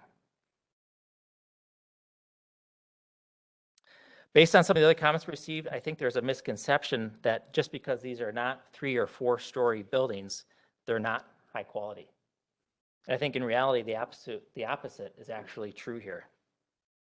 A suburban 3 or 4 story corridor building, which is a building with common hallways and an elevator, is not perceived as being as high end as our townhouse style buildings that we're proposing, that have their own private front door entrance, attached garages for some, and no common hallways. This townhouse style building creates a more exclusive type of living experience. 3 and 4 story buildings bring significant massing with them and don't provide the best transition to single family to the west. And I also suspect that most neighbors to the south would prefer 2 story over 4 story. 4 story buildings are typically developed in more urban type environments, which is not what we are looking to create here. In addition, I think there is a general misconception that just because these are apartments, they are not high quality. So we did a little research since our last meeting of what the for sale residential market looks like in Germantown today. It was very interesting to look at the data. And I think it provides some better context of the village as a whole. So what we found can be broken down into 3 different categories. First one is new construction, single family homes in Germantown currently start at $600,000 and they go up to over $800,000. We were surprised to see that the level of finishes in these homes that are $600,000 to $800,000 in cost is very similar to what we are proposing with our development in terms of high-end appliances, quartz countertops, hardy cement board siding on the exterior of the home, brick and stone on the exterior, higher grade carpet, vinyl plank floors throughout living spaces.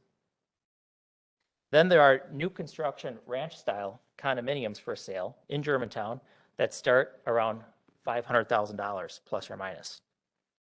And as we researched these a little bit further, we came across the actual finish board or the actual finish specifications for these new condos. And we were shocked to see that their finishes match ours almost to a T. They use the exact same brand of shingle on their roof as we do. They have the exact same Kohler branded faucet in their kitchen and bathrooms. The third takeaway from the data is that the other segment of the market are those homes that are priced between $300,000 to $500,000 in Germantown. These are much older homes. These are homes that have dated kitchens with old cabinets, white appliances, dated floors, and dated light fixtures. So the takeaway with what I'm sharing here is that what we are proposing in terms of high quality does not exist in your community, but is in line with the level of finish of what you see in new construction homes in Germantown that sell from $500,000 to $800,000.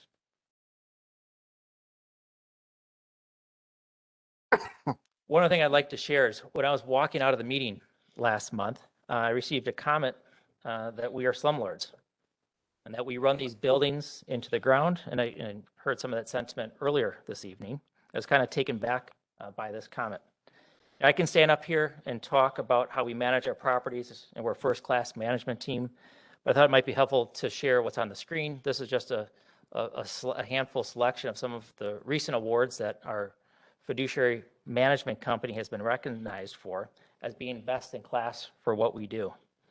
We bring a level of professionalism and sophistication that's unmatched in the marketplace, and we've been recognized for that accordingly. I'd be happy to provide any of the Plan Commission members with tours of any of our communities to see the quality of what we do, how we manage our properties, and to take that a step further, I'd even provide references to the mayors of the communities that we've worked in for you to ask them, does Fiduciary do what they say they're going to do? I think you'd be happy with the answer that you would hear. These are the same renderings that we shared last time. I'm going to skip through most of those. I just want to stop on this one, just talk a little bit about the architectural details again. Our buildings are designed with four-sided architecture. We have a fair amount of brick, hardy cement board siding on the exterior, gable details to break up the roof lines. We have balconies, we have large windows, attractive landscaping in all of our projects as a standard. This is not your typically designed apartment building.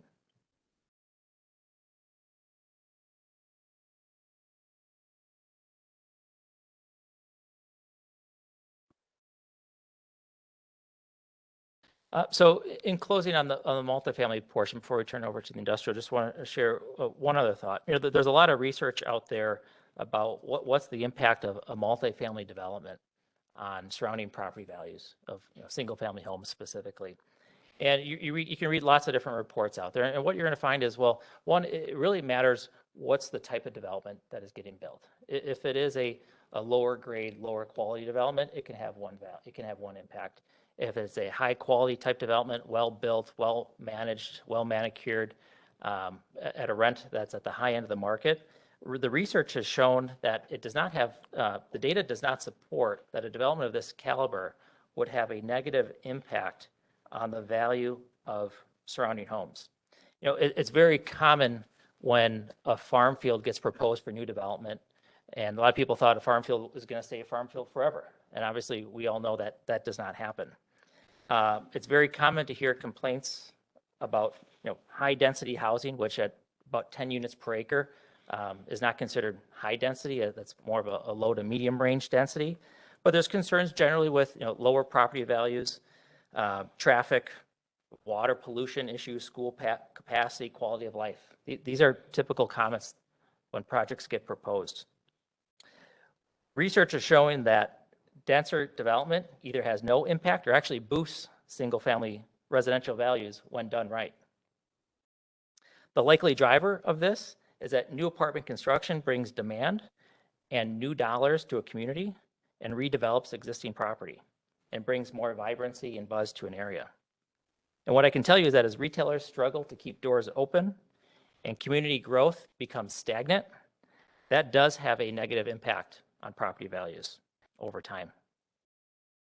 New apartment construction serves as a sign of economic growth and actually increases the area's pool of future home buyers for people.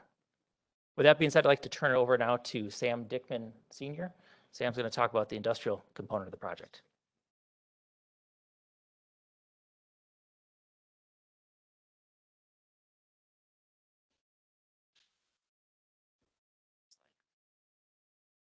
Evening. Thank you very much. My name is Sam Dickman, senior.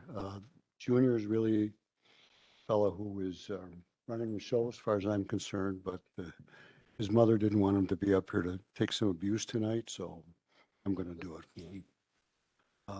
Dickman Company has a history of development in Germantown, primarily at the intersection of Goldendale and Holy Hill Roads, where we have completed 3 buildings. We have a 4th under construction, and we will be starting another one within a month or so. I believe that the buildings were very well received by the community and by the people who are on the staff and who make decisions as far as acceptability. That being said, we have been told that we have to increase our game a little bit in terms of design, colors, this sort of thing. And so the building that you see in front of you is one that we have just finished in Oak Creek. And if you would look closely at it, it would be hard to distinguish this from an office building. Colors that are different. If you look at the building on the 2 lower ones, have windows, 2 stories of windows. Spancrete has colored. There's an extensive landscaping, and we have been very, very careful as far as relationships with the neighbors, making sure that our buildings are well received and do not infringe upon the neighbors. As a matter of fact, the buildings that 3 buildings that we were planning on putting up here total about 550,000 square feet. And when we first started our planning, one of the major concerns, as it always is distance between the neighbors and the building. So the building at the northwest corner of the property of the, which would be on Landon Road, the distance from the north property line to the building is about 283 feet.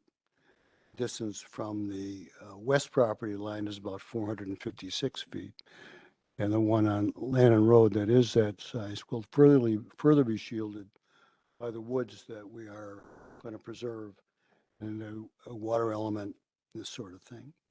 And it's the southeast building, the buffer is 320 feet of green space, and the building will be approximately 371 feet from the street line. In terms of benefit to the village, the truck traffic primarily will be in and out on Landon Road. The entrance on County Line will be a right in and right out. We don't believe that truck traffic particularly will be able to cross County Line Road and go east. As a matter of fact, I think most of the traffic from our buildings will be going north to through the roundabout and to the interchange at Landon Road and 41. In terms of value, the buildings of about 550,000 square feet will, at the end when we're done, probably have a assessed value of about $45 million, which will be pretty much in line with the residential value. Should bring it real estate taxes somewhere in the area of $700,000 to the village. Industrial buildings, are relatively simple. The planning is much more simple compared to the residential element that we have here. But we feel that the uses are compatible, provides a very good transition, and fills a need. The industrial market today is very, very strong. Vacancy rates are down. We are constantly looking for sites. So you might say, well, if you're looking for sites, why don't you find somewhere else in Germantown? Well, we've looked. Obviously, we need sewer and water in order to service our clients, and we did make a bid on one piece. We didn't get it, but other than that, there's very, very little land that's available. So we appreciate your comments. We think that we, through our other development, have proven ourselves to be responsible developers, and look forward to continuing to work with the staff and to address the concerns of the residents. Thank you very much.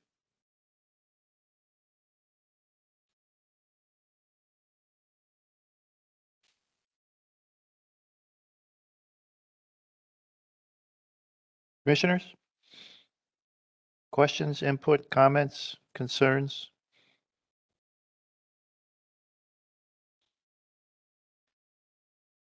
Trustee Baum. Great. In response to some of the things that I have heard tonight, I will try and give some answers. First off, sewer. Those of you who are in the area, my understanding is that the village never requires anybody to hook up to the sewer unless they choose to. Okay? There have been other developments in town. Everybody's afraid that you're going to force us to hook up. I've never encountered the village requiring you to hook on. So I'd like to put that to rest. Is that a true statement for those on the board that know this, that we do not require hooking up to our water system? Yes, I believe that is the current policy of the village. Okay. Rhetorical question, but if you want to raise your hands, great. Does anybody think that this property will never be developed? Everybody believes it's going to be developed somehow, some way. So when I get to that, some of these comments I have to take a second pass at. Something is going to be developed on here. There's going to be traffic impact. There's going to be light impact. These are issues that are going to come with any development. Okay?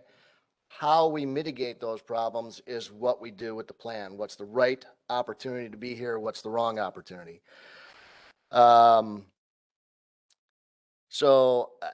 you know, if the people that spoke about headlights being right in their living room because they're directly across from that driveway, I don't know where the driveway is going to be in the future. I don't know where the driveway is going to be on anything. Somebody will probably be at the end of a drive lane. What do we do with that? Can we put landscaping in your yard? Can we put different angles of attack at the intersections? Those things have to be worked out. Somebody talked about wetland areas being federally protected. Jeff, do we have a copy of our zoning plan that shows our green hatched areas of there? That's good enough. The light green areas with the diagonal striping going at the 45-degree angle to the upper right. Those light green areas are what we understand to be wetland areas. Those are protected. You cannot build in those without special consideration. Federal government gets the rights to build roads in there all the time. How they do that, I don't know. Director Retzoff, you have a comment? I was just going to point out that the areas that you're referring to are environmental corridor areas that include woodlands and wetlands and floodplain. So an area may include one or all three of those. In this case, on the particular property that we're looking at, we are aware that there's a small area of wetland within a wooded area on that northwest corner there. Those two green areas just bisected by the yellow circle are wetland areas. We will be paying attention to those. If they are wetlands, you cannot develop in there. You may be able to trade off and buy credits from someplace else, but those are things that we will look at once we get a formal and final plan. The change to subsidized housing, I'll call that the bait and switch technique. If somebody can tell me a property that is doing that, I'll go research it. I have not heard it. I have not heard that this group does it.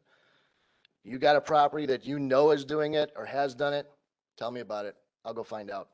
Okay. What else do I got here? there's concern about our ability to manage this development. Short-staffed. We've been short-staffed before. We go and outsource our staffing. I don't see that being a problem. Jan, you talk about the problems with our computer systems and billing wrong. We are going to have that problem resolved within a year. This stuff is not going to be in the ground within a year. So I kind of don't really have a concern about that at this time.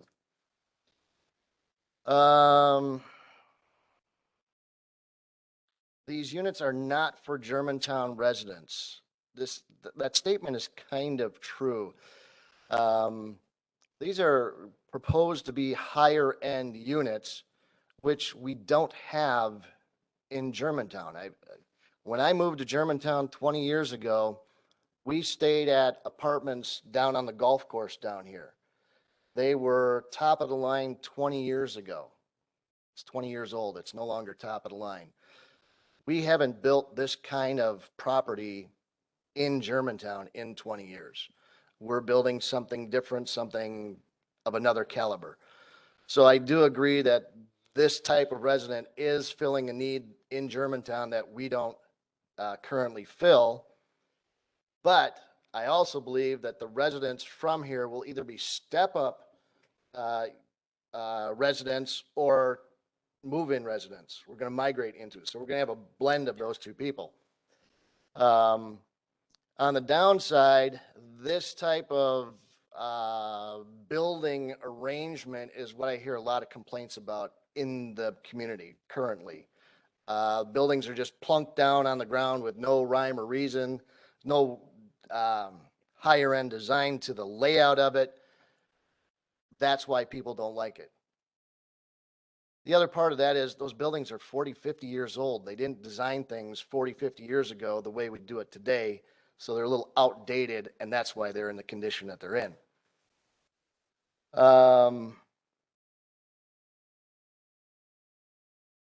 Hours of operations, that is a topic that does concern me when you start talking about this industrial park next to residential. Yes, I do have concern about trucks running all hours of the night. That is going to be a concern. How to mitigate that if we go with industrial. We've got stuff happening at different hours of the day to the east. How much of a problem is that going to be? Being the trustee for District 1, I get all the phone calls for the industrial park on Mequon and Wasaki Road, where the water tower is on Mequon Road. Those people are calling me. They're hearing generators from half a mile away. I get the call at 5 in the morning. I go drive around at 5 in the morning and try figuring out what business has a generator going at that time. People exercise their generators on the off hours. So that is a concern that we will have to deal with whatever development comes into town. Let's see here. What else did I write down? The community cannot support this development. As far as law enforcement and fire department, all these developments are bringing additional tax revenue to our community, and on the village board level, we are looking at additional officers and additional firefighters. Those people are in our long-term plans to be bringing them on to do this. The village board has talked about a second fire station somewhere. We have not identified a location for it, but we are talking about it. So the concern of whether this community can handle it or not, we're working towards being able to handle a lot more in this community going forward. Highway Q law enforcement, I'll be happy to reach out to our police department, find out why they don't patrol County Q. I can only ask the questions. School systems, I have heard contradictory information than what was presented. I have been told that our school systems are actually have a lower student population than they used to, and they can handle more. The problem with the school busing system is they just don't have drivers. I could tell you stories about the lectures I just went to last week on the economy, but I'll leave that for another day. Traffic, water and sewer I talked about, more noise I talked about. So, as to the specifics of this plan, you know, I agree with many of the things that have been said here, but I'm trying to figure out what is the right development to go in here. If somebody wanted to come in and put commercial retail in here, that's where our plan shows. If commercial retail were going hot and heavy right now, we wouldn't say a thing about it. It's zoned for that. It's primed for that. It's a continuation of what's there. We would have a lot more retail in there. But retail's not going forward. What is the right transition to get from rural, residential, industrial, retail? There's a right blend that's going to go in here. I'm not sure that this has hit the sweet spot yet, but I am open to listening and seeing what more we can do.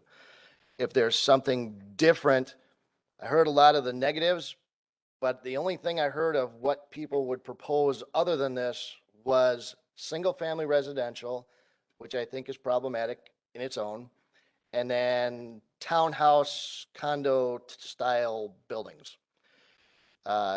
If there's another opportunity out there, something else that somebody else wants to see or be willing to accept in there, I'm open to listen.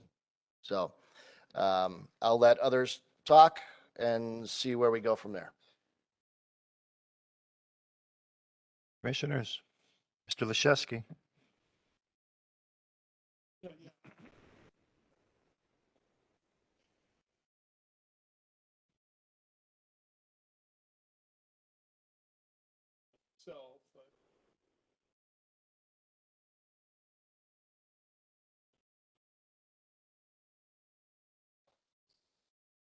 For development.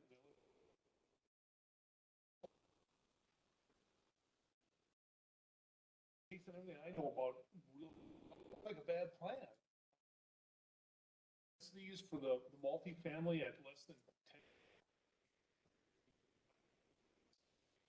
High density is considered. They think a lot of green space in there. Setbacks are good.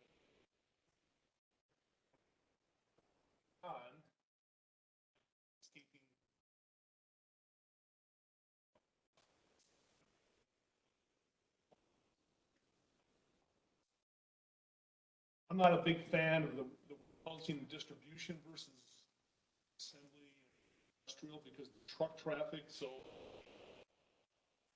something that we'd like to have. Most of these buildings is light industrial versus truck traffic.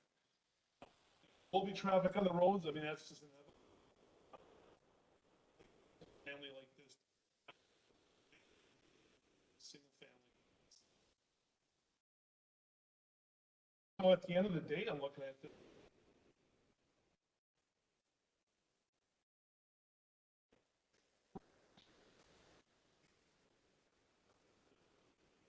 filtering from more industrial to down single family. We should be left, it's a beautiful piece of land like it is now, but at the end of the day, master planning is there. Bullseye.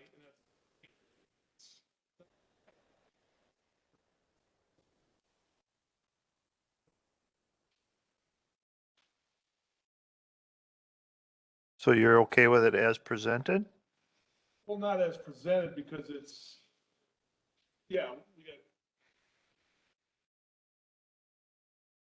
got more work to do, but from a standpoint of, do we have core concept here that, you know, I could work with? That's a yes. Okay, thank you. Just Shadid. Get this to work, okay. My feeling on the thing is we've got two developers here that I think have a pretty good reputation. I don't know so much about Fiduciary, but I like what I've seen. Dickman has a good history in this community for properly designed structures and concepts. But at the same time, as a Germantown resident, I think County Line Road is an absolute nightmare. I'm retired, so therefore I don't have to go out at 7 o'clock in the morning and drive down County Line, or worse yet, between 4 and 6 or early evening. So we just don't go there. But in the morning, I can't imagine what it's going to be like with all these residents trying to get on 41. Some of them are supposed to go the other direction, but I think 41 will take most of the traffic. And just filling up that whole area between, Appleton Avenue and 41. That just gets more and more congested. As to the apartment structure, I kind of like what I see, and I like it better than I did last meeting a month ago. I think it's going the right direction. I like the gas station being gone. My big concern is the location of the warehousing with respect to not so much the surrounding, although I did take notice of some comments made by residents, but I just worry about the traffic on County Line Road. And I don't know what to do about it. I don't know what the answer is. Somebody referenced Blue Mound Road, and that's exactly the situation I see. Although I think personally that County Line Road at sometimes the day is a lot worse than Blue Mound. So anyway, that's just what I think. Other comments? Support it, or are you going to ask me that question? As it's presented, As it's presented, no, I think there's more we can do. as a suggestion of moving more of the residential component or the industrial component? Somehow the industrial is the problem. All that truck traffic. It's bad enough a lot of car and traffic, or, traffic cars like I drive, but 18-wheelers and distribution vehicles, I think that's going to be a problem. So if I may ask the question, my view of the truck traffic is somewhat stated earlier, but not really emphasized.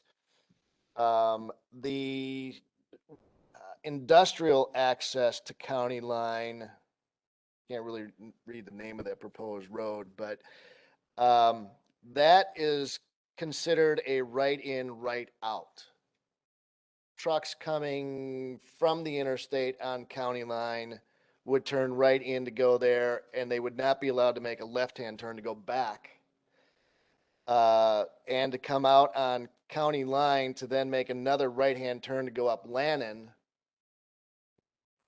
Why would I deal with that traffic when I can go internal and come off the horizontal street, new public road, I guess it says, they're both new public road, come out on that street that comes to Landon and make the right-hand turn on the Landon.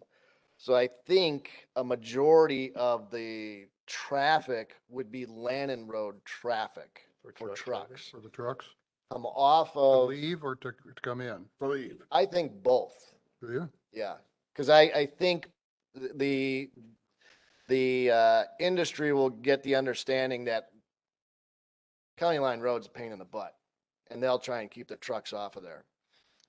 So I think more of that traffic would come off of 4145 at Mequon Landon Road, come down through the roundabout and come here and do a right turn into this and a right turn or a left turn into this development, but a right turn out. I would think that that would be a more major activity route than County Q. Well, that would help diffuse some of it. Then we get into the issue with the roundabout at Appleton and Mequon. I mean, that's barely able to deal with car traffic today. That we were required to put that in anticipation of a heavy traffic load. So it is supposedly designed for industrial to go in this area. That came from the DOT. And F6. No, I hear what you're saying, but I'm not convinced. The other opportunity that maybe we could talk to the developers about is prohibiting access to County Line Road and put a roundabout there that trucks can come in, get into the buildings, but everything goes out Landon Road. in and out Landon I don't Road. know about the R word there, you okay? Cul-de-sac, Okay, not a roundabout, cul-de-sac, but cul-de-sac. It's internal, it's not on county line. I'm picturing county line and Landon. Where are you saying? As far as What, the roundabout, where were you talking about? roundabout is Appleton. No, but you just mentioned, was it? Oh, I'm talking a cul-de-sac between buildings 2 and 3 that would, and then cut off the access to County Line Road. Okay, okay. Similar to what they've done in Menominee Falls over by, Traffic would be off onto Landon. Harley. Right. Menominee Falls by Harley? Meagle Drive has a roundabout as you head into, that industrial, equipment manufacturer. Yeah, and based on the age of these roads, I believe they are actually designed to handle a greater capacity, but Landon, stuff's not working right. I drive them. Can't have an open debate. We can't have an open debate. So there'll be a traffic study done at some point. It just needs to be done. Yeah. So, what else do I got? And I generally think with all the development work that I've done over the years, yeah, the neighborhood meeting will be coming. It just hasn't been done yet because they are not sure which direction they're going to take. So whether there are 5, 10, 15, 20 plans out there, we've seen 2 of them. I'm sure the developers at some time will come and talk to the residents, have neighborhood meetings. We will push for that ourselves, for them to come and talk to you. So. This is the second conceptual that's come forward. So any of the traffic studies that would be financed would be later as they go forward on their plan, if they go forward on their plan. Part of this conceptual discussion is not only for the village to decide if this is a correct development for this area, but it's for the developer to decide if this is what we want in this area and it makes sense to them. They're only going to come up to so much of a value of dollars spent until they decide if it's something that they want to go forward with or not. And that's what the part of this discussion is, this input from you and from us, is for them to also go back and decide amongst themselves, based on what they've heard, does it make sense for us to take the next step? Do we want to initiate some of the plans or some of the changes that we've heard in the meetings here tonight, or do we want to maybe look at something else in another place? That's why those first 2 conceptual plans were brought forward as discussion, so that they can weigh that and say, does this make sense for us? And we can weigh it and say, does this make sense for us? So it's not a done plan. It's merely a discussion of proposed development in this area. And when I look at it and when I see it, it is kind of clustered on that corner. I've seen some of the industrial as it goes up county line. I am familiar with Fiduciary and some of their development. My daughters lived in some of the Fiduciary, some of your designs in Madison, Domain. They lived in the Domain. Very nice building, always well kept, always well maintained. The open areas were always very clean and very inviting. So in the many years that they spent there, and it was probably 8 overall, I never saw that building fall any less than it was the first time I saw it. It was always held to a very high quality. Some of the other buildings that I've seen that you've done, since my daughter has graduated from Madison, she lives in Verona. There is a fair amount of development happening in Verona that you are involved in as well. And some of it happens on the outside of industrial parks where they've mixed the apartments and the single families with industrial behind. If you go down Mineral Point Road, you'll see that over and over again. So it is not an unheard of way for a transition. And there's a fair amount of older farmhouses and older communities that are mixed in that as well. And they usually buffer their apartments and their single family units towards those residentials. And they always put some of the bigger, higher apartments, there's some 4 stories, some higher apartments there to the back. And then behind that, they have some single family offices, but very small lots. Nice homes, nice neighborhoods, but very clustered. Some of them have alleys that run through them. Some of them have attached garages. Some of them had unattached garages. So it's a mix. So when I look at this, and I'm hearing that maybe there's some need for single family. Has that been considered as part of this development as well? Because you see both. You see the apartments to one side, and then as some people transition out of the apartments, they look at that single family as an option. And maybe it's something that could be looked at in this area too, where it could be dispersed maybe a little bit further up County Line, or maybe a little bit further up Landon Road, so it doesn't have the industrial impact to the residentials that are in that area. It's something to consider. And you do it very well in the areas that I've seen in Verona, in Middleton, and in Madison and surrounding areas. So I know it's part of your plan. I don't know if it makes sense for you here, but maybe it's something to consider when we're hearing some people would like single family as an option and not as many apartments in this type of density. It kind of gives that a compensation or a way of where we're compromising, where some of it might be multifamily for the need. And I agree, we don't have any higher end multifamily here. You see it happening in our surrounding communities.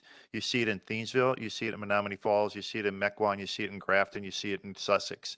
They're building their community centers and they're putting high-end multifamily to the outside to support the walking community. That's part of this concept to help support the commercial to the east, but it's also to help buffer residential to the west. But maybe there's a mix there that makes sense, and it is more palatable to some of the people that are in this room. So it's just something that I see and think about when I look at this. It's something to consider, is all I would ask. Planner Retzoff. Yeah, I just wanted to bring up a couple of things that I've heard going back to our first consultation.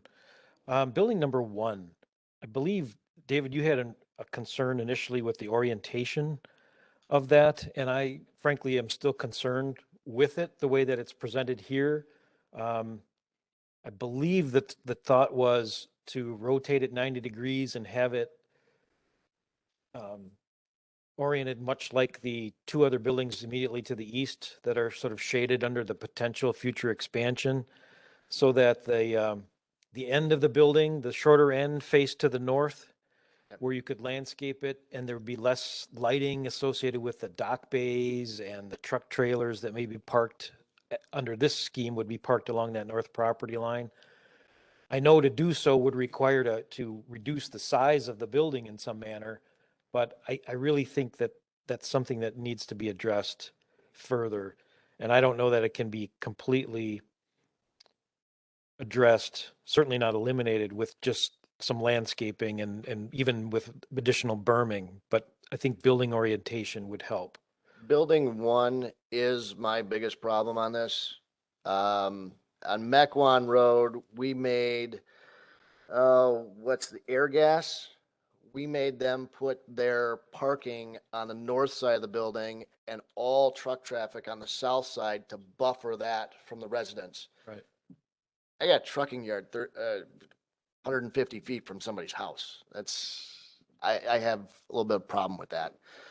If you turn the buildings and oriented them sideways, that would reduce it, but it's still right next to that single family home. And yes, there's a buffer requirement of a certain distance, and we would landscape it. This shows minimal landscaping. Yes, it's preliminary. Through the process, we'll put more and more landscaping in there, but that building causes me some problems. The other question I was going to ask you, Director Retzlaff, is somebody made comment about a well being tested in this area and burning up somebody's private well. That's when they were looking to place a shallow well about 3 to 5 years ago. There was some testing done on that corner. And when they ramped it up for what they would pump out of there, there was some wells that were dropped significantly, and we abandoned the site. So this plan keeps showing a well Yes. somewhere in this. Is it realistic based on? I believe it is realistic, and there is a need for an additional well. And I think the preliminary studies have shown that the area can support a deeper well and not a shallower one, but that's something we'd have to check with the Public Works Department. It's not an immediate need, but I think overall There is a need for a well, and this seemed like a suitable location given earlier testing, but that can change as well.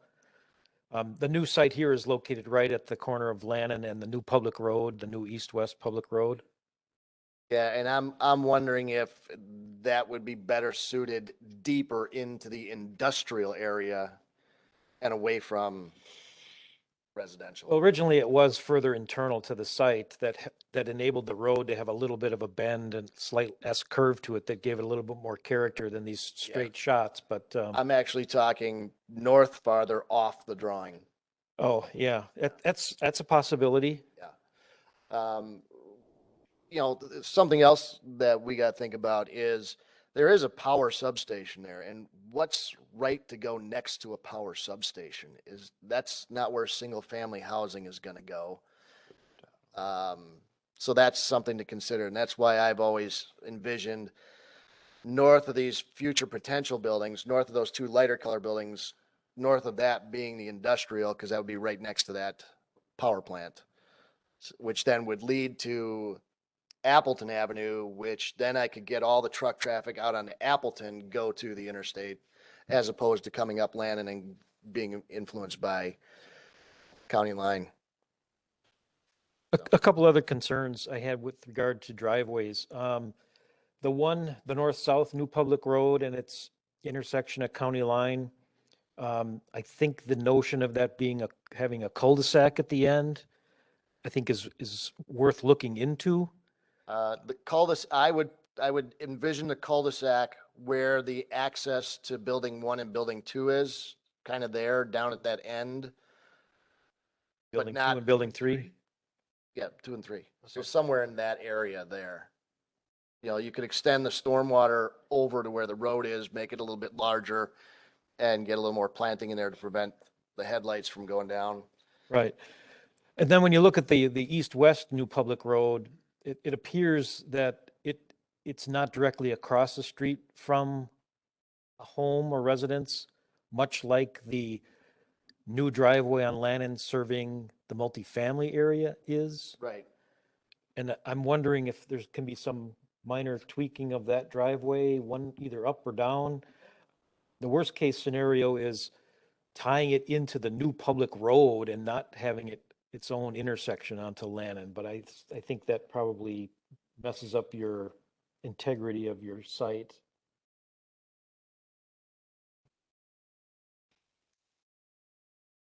We can talk about those changes later. And the other concern certainly is the whole distribution warehouse use question, you know, with 24/7 type operation possible versus a more light industrial manufacturing office space type use in the smaller buildings. Sam, I don't know to what extent you do any sort of restriction on that sort of thing. These are smaller buildings. But that's something I think we should talk about further. These look like smaller buildings, Sam. Is it really targeted for distribution? Or is it more light industrial? The reasons that the buildings are larger here is so that we can get economies of scale and be competitive in the marketplace. When we had some smaller buildings designed that were about 130,000 square feet, but when we spread our costs over a smaller building, rents that we would have to get would be out of the market. These buildings are generally multi-tenant buildings, so, and the market tells us who is going to occupy those buildings, and they're probably generally a mix of light manufacturing, assembly, warehousing, not much office space. Generally, sweet spot are tenants in 40 to 50,000 square foot. Split the buildings up, so. So would you be willing to adopt some restrictions to that? I think the market is going to tell us what it is. Going into this thing with the restrictions without knowing what the market is going to tell us or how we can lease the buildings out, for us is a little dangerous. And when we would start the first building, and it's a spec building. So we're fortunate to have a tenant in hand. We're at risk in the sense that we have personal guarantees on cost of the building, on our mortgages and this sort of thing. So we have to get out into the market and find a tenant or tenants. And generally, the first tenants are, as I say, less than the full building. Restrict ourselves too much, then the risk is too high for us. We just can't do that. As an aside, is that part of the explanation for somebody brought up early advertising of these buildings on your website, just sort of a way of generating some This is our interest? second to kick at the cat on this particular site. And we had, a couple of years ago, we had this property under contract, and COVID hit and some other things. And so it was not the right time to go out and do a development, so we let it go. But basically came back, put the property under contract, and renewed our efforts. So sort of an oversight that it was never originally taken off of our website and put back on when it's now. Okay. All right, that's all I had at this point.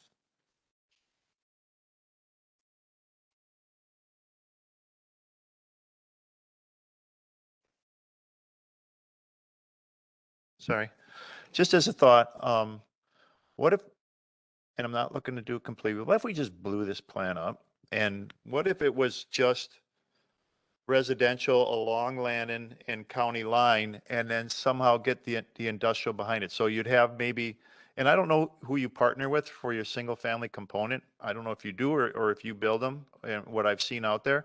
But what if it'd be like a sprinkling of the single family in there as it's along the roads, and then we put the apartments in what you have in your concept behind it? And I'm not looking to increase the residential, but it'd be along the same lines as the amount of density you're proposing, and then get the industrial a little bit further behind that, so that it starts to push the industrial base more towards Appleton Avenue, and looking for those industrial buildings to be built towards that road, and starting to plan it in that direction, and then keep this front area of that corner more residential based, whether it be a mix of single family and apartments, but something that shows when you drive by it, it's mostly residential. And then you kind of have behind it, and I know it rises up there as you start heading towards Appleton Avenue, by pushing that industrial in that direction.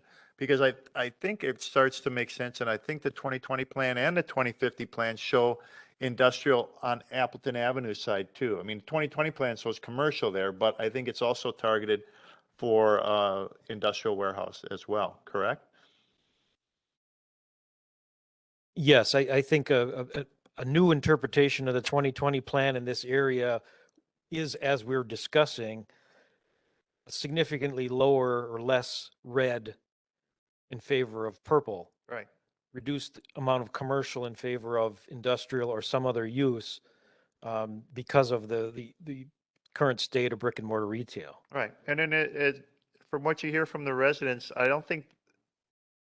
think they're less against more of a residentially based on that corner, and getting that industrial to move more to the north and towards Appleton Avenue. I think that's a compromise that starts, I'm not going to say amenable, but less disagreeable. I don't know. I'm just thinking outside the box and trying to find a way to bring in the residential you're looking for, but at the same time, get the industrial where it needs to and more towards Appleton Avenue. I think there may be a misconception in that the industrial is as far north as it can get on property that we own. Mm-hmm. Those two, where it says potential future expansion, that's part of that 96 acres to the north that goes up to Appleton. Well, I have faith in you, Sam. So we don't own it. Yeah, I Under understand. contract. But it starts to point a direction and show what is more acceptable as you start moving in that direction, not only to you as developers, but other possible developments up along Appleton. We expect that that industrial is going to continue going north up to Appleton Avenue. Okay. Okay. Thank you. Mr. Nilles. I just wanted to say that I think I'm on the same page with you. I think that's a better idea, pushing the industrial north and east and keeping residential along the existing roadways. So I'd support another concept that would be more in line with that. Well, would you be looking at a single family component, or would it be all proposed apartments like you see now? No, I agree that sprinkling in some single family might be beneficial as well. As from what I've seen, those that have been built in Verona and Middleton, they're very successful and they sell out quickly. Because they hit that demographic as well, not only for the people that are looking to sell their bigger homes, because a lot of those are controlled by HOA or association fees that even will cut the lawn because there isn't that much lawn there, and they have common areas. A lot of them that I see have parks in them or green spaces and a lot of walking paths around them as well. So it's something to consider in this area if it's from what I hear from the residents of industrial. Now, of course, as this plan moves forward, there would be a traffic study, and any type of changes that would need to be made would have to be considered by this body too. But that investment isn't going to be made until this goes, if it goes further. But it would be a prerequisite for any development on this area going forward. And it would show us where they determined most traffic would either exit or where truck traffic might go to, or where most of the residential traffic would go to as well. And that's part of that study, but that's kind of more down the road as things would, if they would progress. So can I ask a question? Sure. Since your suggestion, it represents a dramatic departure from what's been presented, somewhat, we need to give the developer some pretty firm direction at this point. Are we telling them to come back? Is this a collective direction to come back with a? I think it's something that they would have to consider is, does that make sense for them? And as from what you hear from here and what you hear from us, and based on what we've seen with this plan, does that make sense to propose another plan that has more of those elements to it? Or is this pretty much what you feel is your best plan based on the use for this property? Sir. Thank you. So couple of thoughts and observations. I think it sounds like maybe there's a core to this plan that has some merit with the Planning Commission members. Sounds like there's obviously concerns about traffic. We know traffic. We know there needs to be a traffic study. We have to hire our traffic engineer. He needs to take a really close look at how does this function today? How will it function fully built out? What does that mean for access? And they make recommendations in terms of how should this function properly? And there'll be, improvements required as a result of that. So, that's an easy one. The core concepts of, some industrial, multifamily here, it sounds like there's somewhat of a consensus that those parts and pieces have some merit amongst the Plan Commission. Mr. President, your comment regarding, you sprinkle in some single family. I think that's something we should look at. The site has some challenges in terms of has very high bedrock, which can be problematic in terms of putting in basements for single family homes, groundwater challenges. So I think those are some things that we need to go back and look at and see what's feasible, what's practical at the end of the day on some of those things. Access onto Landon, heard that comment. Can you shift that further north so it doesn't line up exactly with the home, the neighbor to the west? I think that's a good comment. So I think there's a lot of things here for us to continue to work through, but I think our takeaway is we have somewhat of a framework of the parts and pieces. Do we sprinkle in a little bit, single family, and tweak the industrial a little bit and the multifamily, but we're creating a framework for a potential, master development plan here.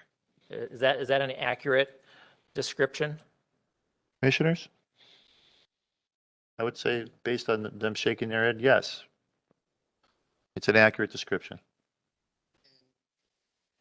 would you consider single family to be townhouses, duplexes, and true single family? I think the basis of that is occupied owned.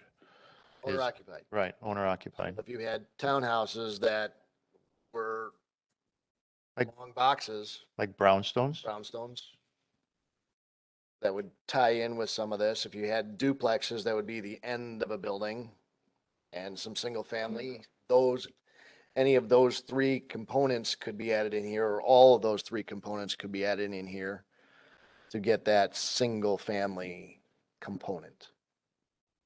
Yes. Okay. 'Cause I don't think we'd be looking for, building that 800,000 square foot or $800,000 single family home here. No. Just to make sure we're on the same page They're there. usually around 3 to 350 or above, from what I've seen. Sometimes they get to 4.25, depending on what's inside. Sir? I was just going to point out that based on conversations with other developers, the product that they're proposing these days is single family attached. And in some cases, they're specifically geared for rental. I keep hearing the owner occupied, issue, that being some significant criteria for a lot of folks as to whether or not it's acceptable or not, whether it's owner occupied or rental. I've seen some products that are being contemplated for other areas in the village, and they're single family attached with rents in the $2,500 to $3,500 range, for 800 to 1,400 square foot. Again, single family, in some cases 4 units per building, but they're single story, zero lot line, another word for it, attached sort of single family units. So that's a product that frankly would probably locate in a location like this, adjacent to 2 interstate connector roads, with industrial component and a power plant nearby. Would that be similar to the buildings at the front end of Mequon and Goldendale? The front end of that development that runs along the train track. We got those 4-unit condos in there. Renwood? Yeah. Yeah, in the Renwood. beginning of it, yeah. Yeah, the front end of Renwood. Is that similar to what you're? Those are 4-unit building condominiums. Yeah. What HOA? So I'm just curious, is that acceptable to the Plan Commission? Are you looking for single family detached on 20,000 square foot lots? And where would you put them No, in a scenario like this? it would be smaller lots, what I've seen. They usually put them on smaller lots in the scenarios I've seen. Like 10 to 12,000 square foot lots? Maybe it could be an RS6, RS7. In some cases, they're small, but they're controlled by HOA. And And if I could ask a question to clarify, you're talking about some of the stuff in Madison, Verona, Mineral Point. off of Mineral Point. Yeah, and are you referring to, your concept that you mentioned here in regards to product type differentiation versus home ownership versus a rental type product? Yeah, mix of both, yeah. But it could be, as Planner Retzloff had said, side by side where somebody could purchase the whole thing and rent the other side of it. I mean, you still have owner occupied in some sense. But I'm not looking to create a bunch of side by side rental duplexes by any means. I think what we're hearing is most people are looking for something that's owner occupied when they single family. I see a lot of heads going like this. So I think that's a concept that I think could be interdispersed in here, but at the same time, those 2-story apartments that you have could also fit into it, but in a different layout where you have some more of that single family, maybe front facing, and then the apartments layer behind, and then the industrial behind that. We did somewhat of a similar product type, I think, what you're describing for a project up in Cedarburg. This was on the south end of downtown Cedarburg. Mhm. It was an old closed, Yep, behind the church. A lot of parallels to this in terms of the discussions taking place. This was a closed down school. St. Francis Borgia had relocated, built a new school. And we had proposed demolishing the school and building a multifamily product there. And new multifamily had not been built in Cedarburg forever. And we had a lot of the same concerns. You know, you're going to ruin the neighborhood. You know, you're going to change the character of the community. What ended up happening is a good case of where, you know, the bark is not what the bite is. The bark's worse than the bite. And we actually had a lot of people that showed up to speak in opposition to that. Project got built, and a lot of people actually live in our buildings now because they're like, oh, this is nice, and I don't want to own. And but my point being is we have a 3-story product there, but we also had a small portion of the site where we built 9 really high-end townhomes with 2-car attached garages. So a totally different product type, still a rental product, and the people in the community absolutely loved it. It was unique, it was different, but it was still a rental product. And those were renting for $3,000 plus per month. Has anybody been up in that area? What he's talking about is south end of Cedarburg, where the church is at the Y. Directly behind that is a newer development. It's only 3-4 years old. Not even. Not even. I have referred to that project for many of my projects, and it's a spectacular development. And if something like that were developed here, go take a look at it sometime when you're driving through Cedarburg. It's beautiful. Location, location, location. It is at the end of Main Street in Cedarburg. You walk into Cedarburg. But the atmosphere, the visual, the stimulation of it, it is that inspired design that makes the community. It makes that area. I'm not sure if that caliber would go in this area, but But maybe there's a way to incorporate for the portion where you're talking about the Yeah. home ownership component. Is there a product differentiation there, whether it's rental or home ownership? Something for us to look at. yeah, can you get those townhouses as side by side owner occupied, then blend it into here? Can I ask one last question? Mhm. What do you envision, or where do you envision the industrial buildings going under a new plan that incorporates single family detached? I see, well, from what I see, based on the frontage along County Line and Landon Road, I see probably building 2 and 3 spinning like 90 degrees and getting those docks behind rather than front facing or visual against the street. About building 1. Building 1, you've already said that you'd like to see that turn. Yeah, but if I took building 1 and brought it, you guys can't see this because I'm pointing at the screen. If I put it here, if this goes, I'll show it up there. It goes here, so you could take this and bring the residential and the townhouses up to next door neighbor with that house that's by the M up there, master plan. Yeah, you could have it there too. No, you have an existing, That's woodland area that they're Okay. trying to preserve. But then building, it would be like, take building 2 and put 3 building 2s in a row. Shorten building 3, leave building 2, put a building 1 next to building 2. Then that could extend up a little bit ways, but okay, now you got to go over there and do it. Show what you mean in regards to what you're pointing at, because I can see it, Tony can see it, but nobody else can see it. take. Put it here.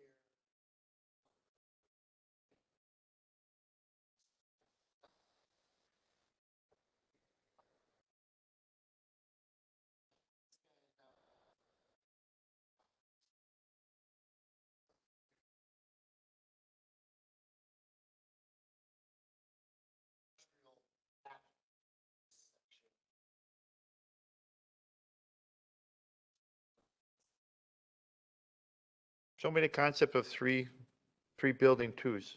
Is that all on that lot where you see 2 and 3 now? No. Do 3 building 2s. Building 2. But I want the docks behind. They go in Okay. In between zone.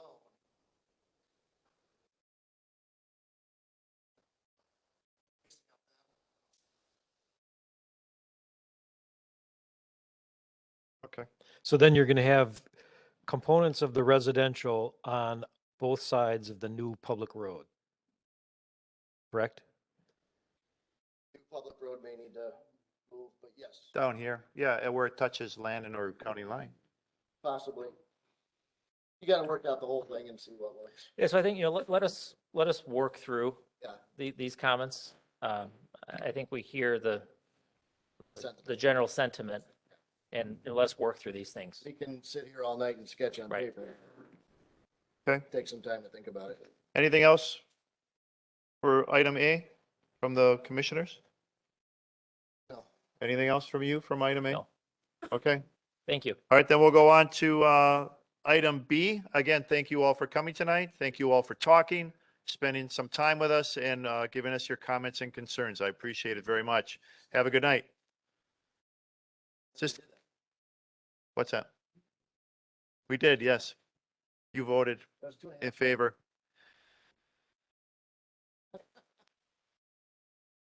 Emily, let's just wait a minute for the room to clear. Otherwise, no one's gonna, you're gonna have to yell over the top of. Yes, sir.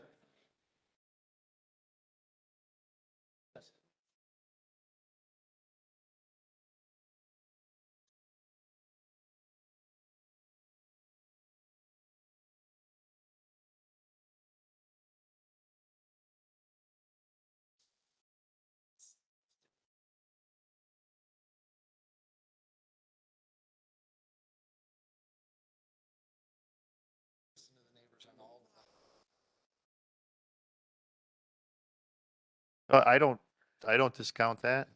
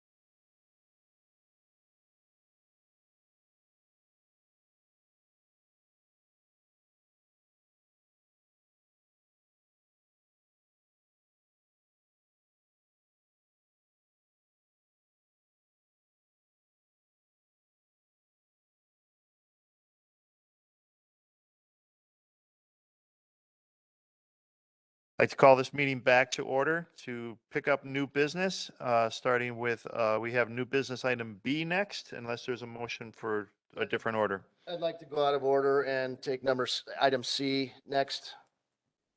That is your motion. I need a second. Second. Motion made and seconded. Any discussion on the motion to go to new business item C? No discussion. All those in favor, please say aye. Aye. Opposed? None opposed. Motion carries. So next item is item C, Samantha Drew, located at North 116, West 15757, Main Street, a zoning permit to construct a garage. To give us some more information and background on this new business item, I'll turn the meeting over to our Associate Planner, Emily Zant. Thank you. The applicant is seeking approval of a zoning permit to construct a 24-foot by 22-foot detached accessory building or garage on the property located on the south side of Main Street. The property is zoned B3 general business and is surrounded by B3 zoning.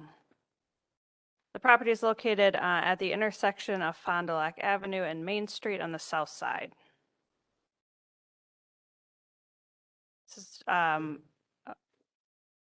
closer aerial image of the property. You can see the garage, the existing garage, which is to be demolished, is located in the southwest corner of the property, and the house right up in the north portion. This is a view from the street. Looking south, you can see the garage on the right-hand side behind the house. This is from the side. The garage is on the left-hand side. And then the garage to be demolished is shown here. So the B3 General Business Zoning District does allow residential uses by right. This is something we've discussed previously, but there are no specific regulations for residential accessory buildings as there are in the residential districts. So for the proposal to construct a detached garage to replace the existing deteriorating garage is before you tonight because of the B3 zoning.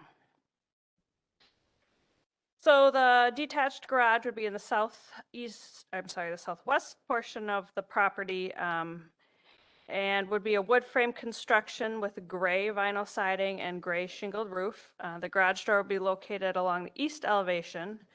The proposed garage would replace the existing garage and would need to be set back 5 feet from the south and west lot lines.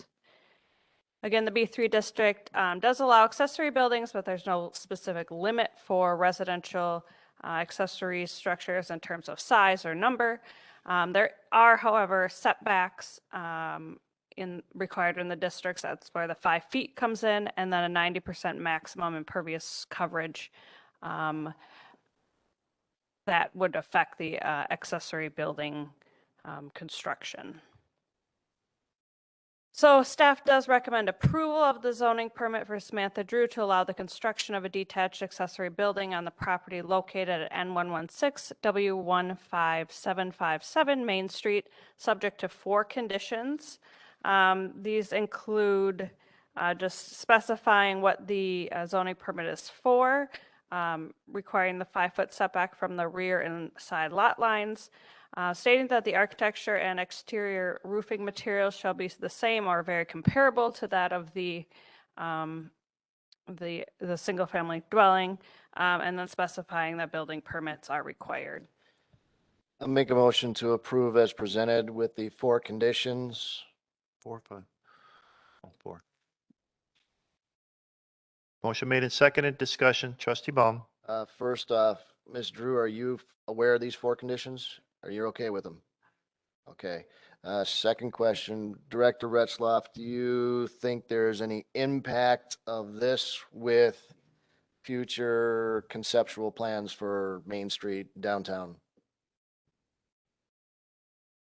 Well, possible conceptual plans. Possible conceptual. Don't make it sound like there are any. No, Not selling? That screws that plan up.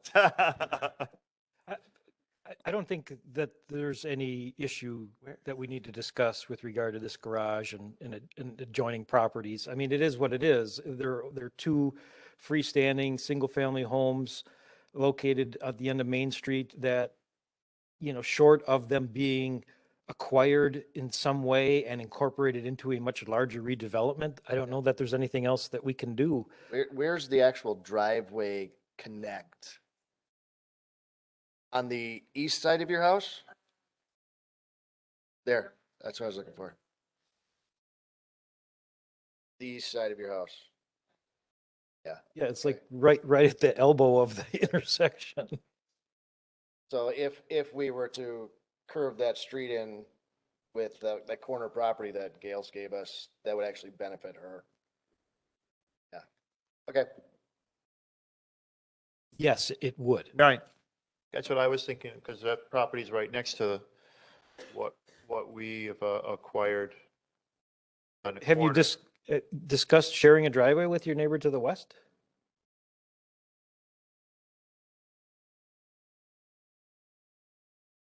Corner, Across the street from you. North. the very corner. The green space above the. Yeah. You know, maybe there's a way that the driveway can wrap back to Main Street. But, or just I think go it can right go out to, Fond du Lac. yeah. It's, if we move that intersection in the future, she's benefited by it, so. Yeah. Okay. Further discussion? No further discussion? All those in favor, please say aye. Aye. Opposed? None opposed? Motion carries. Thank you for coming. Next item under new business is item B, Keller Inc., agent for the Village of Germantown and property owners of 38 acres located in the southwest corner of the Dongest Bay Road at Wasaki Road intersection. Consultation for development of a 375,000 square foot building within proposed tax increment district number 9, and that's for discussion. Give us more information on this. I'll turn the meeting back over to Associate Planner Zant. Thank you. Keller is seeking feedback on a 37-acre site concept plan and building renderings for proposed building 1 of a 37-acre industrial park site located in the southwest corner of the Dongest Bay and Wasaki Road intersection. This is located in the Omega Hills Industrial District in the southeast portion of the village. The site is currently zoned to A1. And is surrounded by A1, except for there's an industrial zoning to the south. So at the March 28th meeting, the Plan Commission was presented with a 77-acre area concept plan broken into 2 components. The first was a 30-acre Department of Public Works facility plan. And the second was a 37-acre business park, which we're going to focus on today. The 30-acre DPW facility included 126 square foot garage and office facility, recycling, mulching, and brush yard waste drop-off and processing areas, truck staging and fuel area, and then a salt and brine storage area.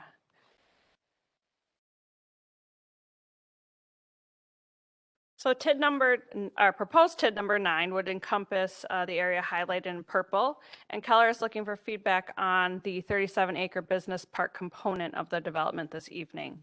There's the potential here for 2 to 3 industrial buildings, up to approximately 575,000 square feet. Phase 1 would include a 375,000 square foot multi-tenant building on the west side of the site. The building would have an interior height of 34 feet. It is anticipated that the remaining land on the east side of the site would be developed for an end user currently located within the Village of Germantown. Keller has also submitted renderings of the proposed building number 1 and is looking for feedback related to access, site layout, and building design. And this is before you tonight as a discussion item, and no formal actions required. We do have Nathan Laurent from Keller here this evening, if you have any specific questions for him.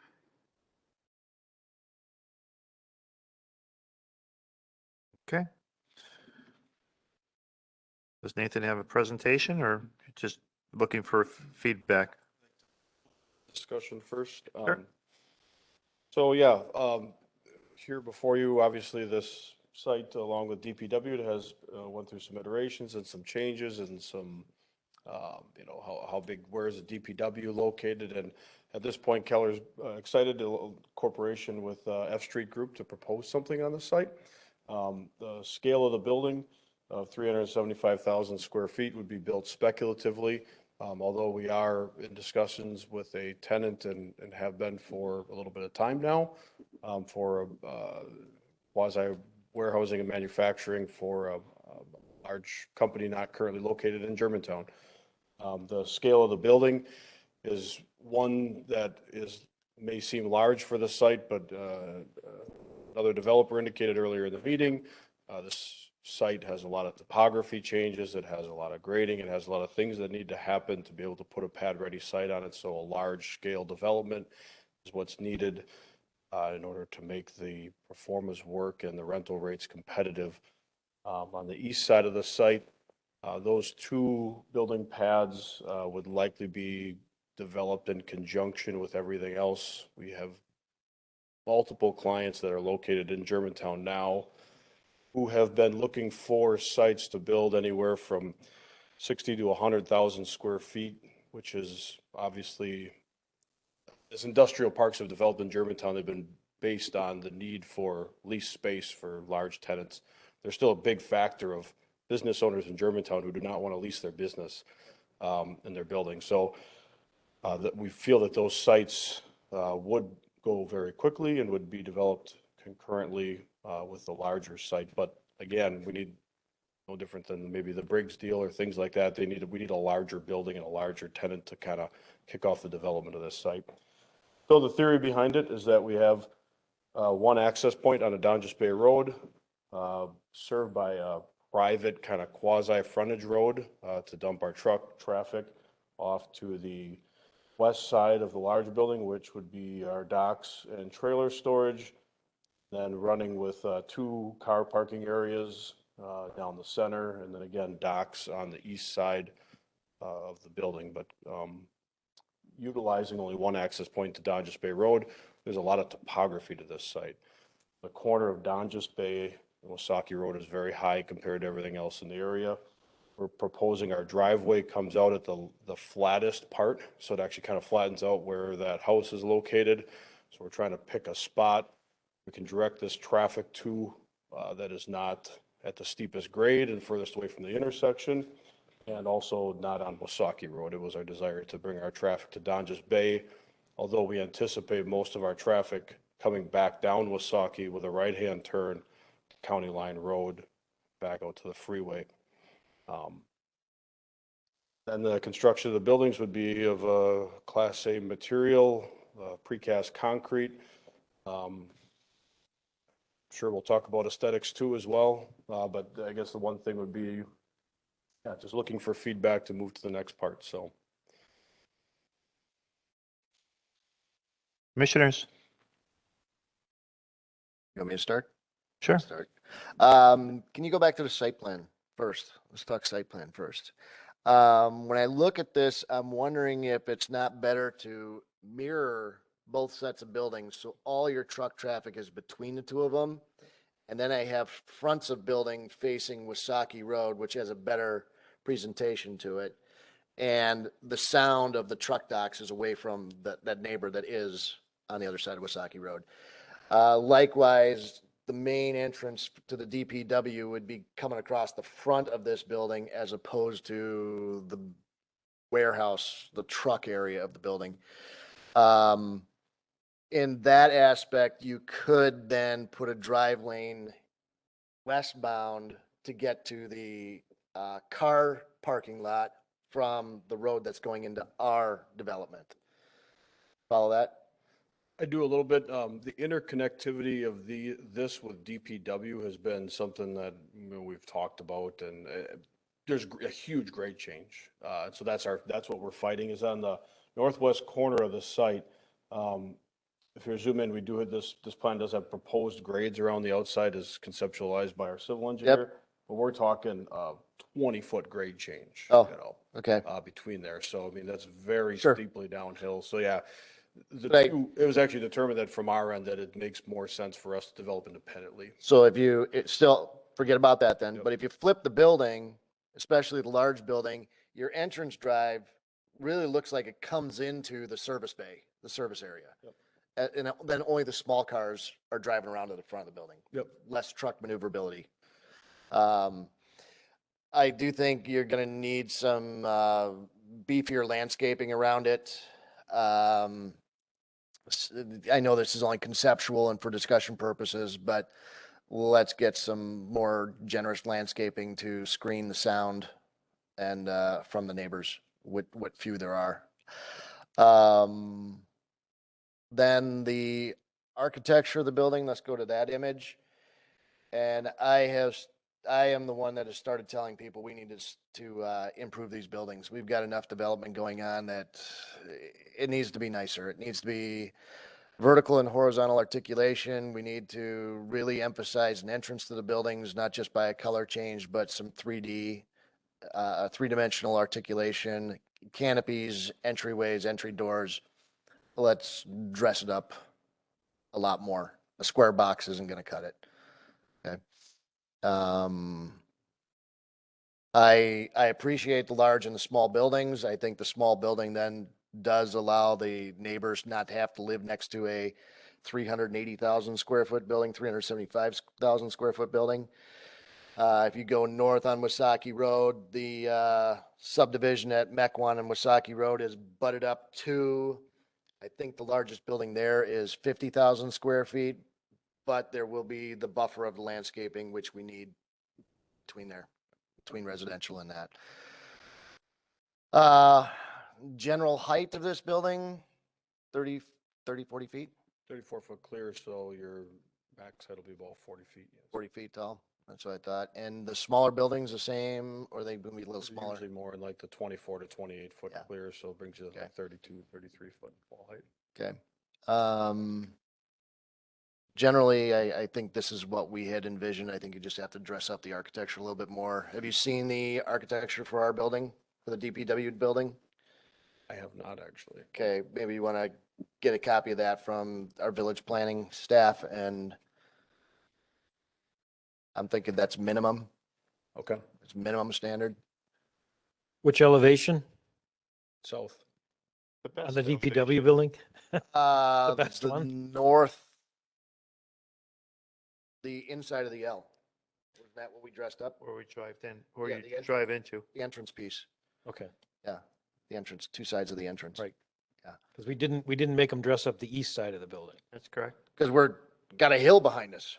As he says, 20-foot grade change. That covers half our building. And we got a garbage dump on our south side of our building. So, Was it your first idea to flip the big building against Wasaki and? no, just mirror this image building here. Leave the two small buildings there, but turn them around. Turn this around. So my truck bays are inboard. Why wouldn't you want you don't want the larger building facing Wasaki? You're never going to see the large building for these buildings and the grade change you got there. Okay. You're never going to see it.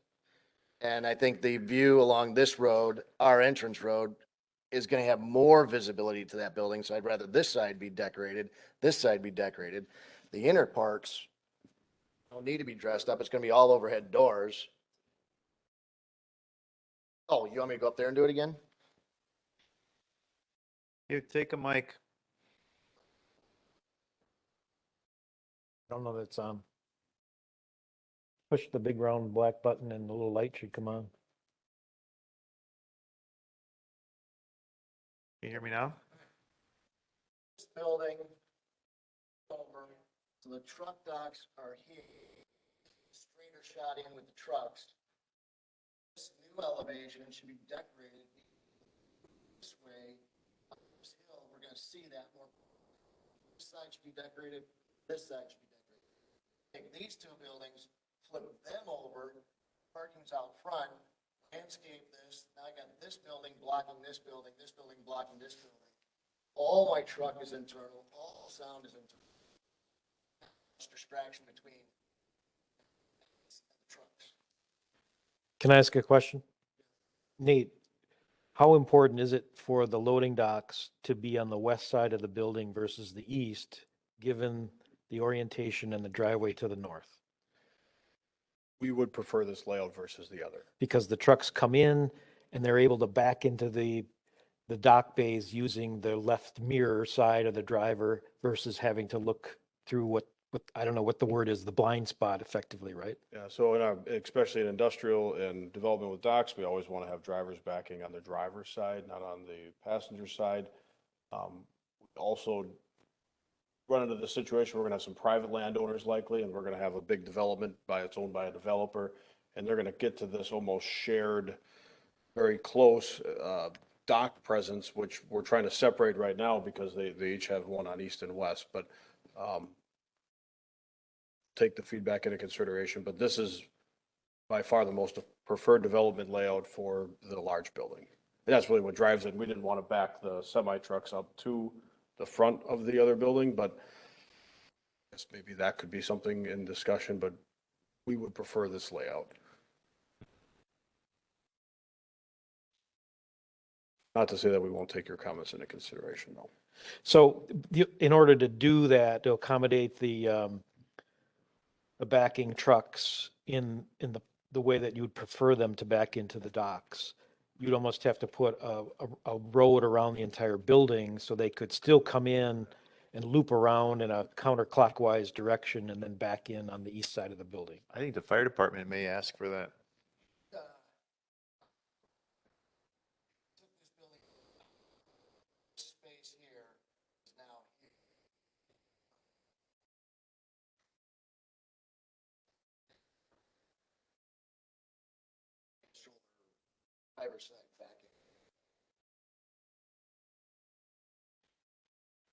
Yeah, John, the fire chief, indicated that as long as he has accessibility on both sides of the building, he wouldn't necessarily require a complete driveway around.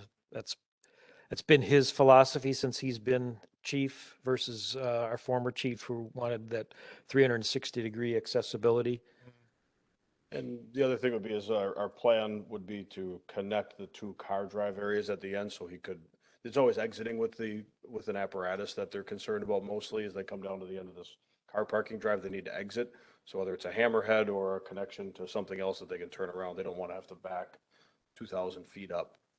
Where when you're dealing with hose lengths, this building's only 360 feet long, we can get to that 150-foot hose length he's looking for with just turning those drives in a little bit usually.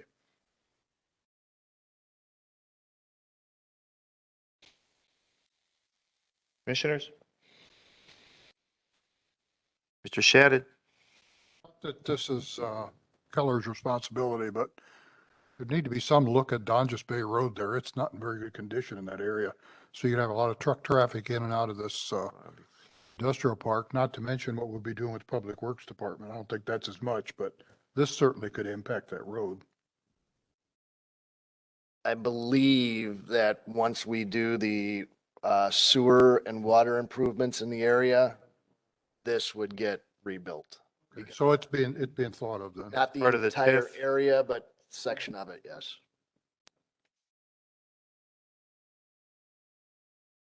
Other comments? Mr. Leshevsky? Go trustee Baum, at least on the building's physical appearance, it needs to be dressed up. Right now, it just looks like tilt-up concrete construction with a couple vertical articulations. Not that appealing, the landscaping.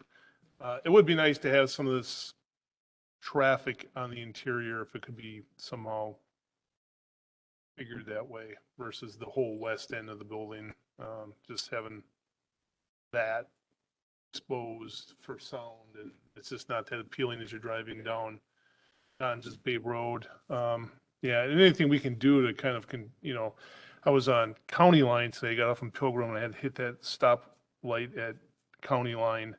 You've got that distribution facility down the road with FedEx, it's 3 FedEx trucks in a row. It's just like, there's a lot of FedEx traffic down there, and the more we can do to dump it via Wasaki onto the highway or however, to keep it from back and going west down Dongest Bay through the residential areas. Because right now, I mean, just here tonight, we're kind of encircling our village with distribution facilities. I mean, they're on the west, if the first plan, they're on the north, they're on the east. I mean, it's just, the truck traffic can be annoying. It is, I should say, it is annoying. So whatever we can do to somehow create an incentive for trucks to use the most direct route, largest route out of the village or in the villages would be the best. Mr. Nillis. Is this building one going to have rooftop units? I would say all three buildings have the potential to have rooftop units. Okay. To some capacity. Just wonder how visible those might be. So at the northeast corner building, they will be absolutely visible no matter what. On the west side building, the larger building we're talking about right now, you're gonna have a much lower visibility because you're a lot further away from them from the intersection, where the intersection, you're gonna be almost looking right on at the top of the roof or down at the roof almost. So I would say, depending upon each building, but the one we're talking about here today, I think you'll have very limited visibility of the roof. And likely that would be the building that would have the lowest. I mean, you have 375,000 square feet, you're going to have a couple of rooftop units for the office areas. The rest will be served with internal heating systems. Clearly, we would be looking for additional landscaping along the perimeter of the site. Yeah, the thing that I most want to talk about today with landscaping would just be respects to the steep slopes on the east and the west and the south and the north, is that we're really dealing with a site that we're trying to maximize a flat footprint in, but it has a lot of topography. So we have these steep slopes. The ability to create like berms on the west side are going to be, negligible because that berm, is going to be coming off of a huge slope. So what I wanted to get the feedback on is I didn't want to get to a further date where we're saying, hey, we want to really see some large berming or things like that around the site. If that's not the case, that's good because I think we'll do it with just landscaping on those slopes versus actual berming. That's what I would think is no berms. You got too much topography to play with, but let's get some trees in there that will block the view somewhat. Break it up. Break it up, yeah. Your building should be totally screened by trees. I should never have to see the building. That's what you said about air gas. Yeah, yeah, when you put them in at a 1-inch caliper, they take a while to grow. Any other discussion, comments? Anything else for us? No, sir. Okay. Thank you. Thank you. Next item under new business is item D, Ryan Companies Agent for BV Ryan Willow Creek 1 LLC, property owner located at North 102 West 19300 Willow Creek Way. Site plan review for a parking lot expansion. Give us more information and background on this. I'll turn the meeting over to our Community Development Director, Jeff Retzloff. Thank you, Mr. President. Ryan Companies is seeking approval of a minor site plan revision to add 33 parking stalls and a loading dock and drive-up ramp to the existing 186,000 square foot building in the Willow Creek Business Park. As shown on the screen, the Willow Creek Business Park is a component of TID number 6, located on Appleton Avenue, just east of Landon. The site is highlighted in red. This building was built back in I think it was completed in early 2019. It's a multi-tenant industrial building. The proposal is to add 33 parking stalls along the south elevation. As shown, here's an overhead aerial looking down at the south elevation along that driveway there. And then also to add a overhead door and paved 14-foot wide ramp on the east or rear side of the building, as shown on the graphic. 2 minor improvements to accommodate 2 new tenants, Stoffel Equipment Company and It Savvy LLC, looking to locate in the building. The staff recommendation is to approve, subject to 7 conditions, including dealing with parking stall size, additional landscaping, and the curb islands that are created on the around where the parking stalls are, and also to deal with some technical stormwater plan corrections required by the village engineer with respect to additional pervious area from the parking stalls.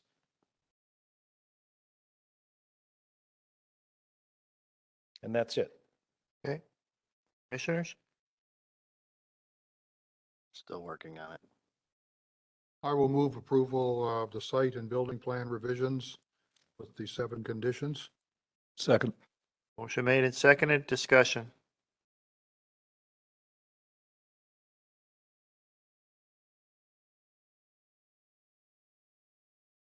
Trustee Baum? No, I'm reading the conditions and it's asking for additional landscaping, so I'm fine with that. Okay. Mr. Leshevsky? What eventually or what's the zoning to the south of this site? Is it kind of, the road is right across the other side of that road is the property line, correct? The site to the parcel to the south is also M1 Limited Industrial, part of the Willow Creek Business Park. All right, so it's the last site available. Okay. We had actually reviewed and approved a concept plan, a site plan approval for an additional 200,000 plus square foot building that never was constructed. So it's industrial? It's industrial. Okay, thanks. Yeah, it's part of TID 6, yeah. Further discussion? No, yeah. No further discussion? All those in favor, please say aye. Aye. Aye. Opposed?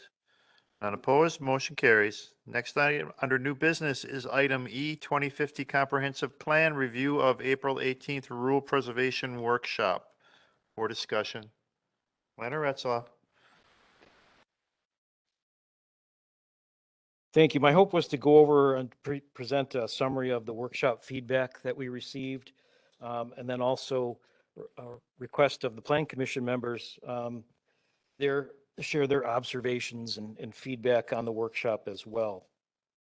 As I go through some slides, I'll try and cut it short given the time, but feel free to interrupt at any point.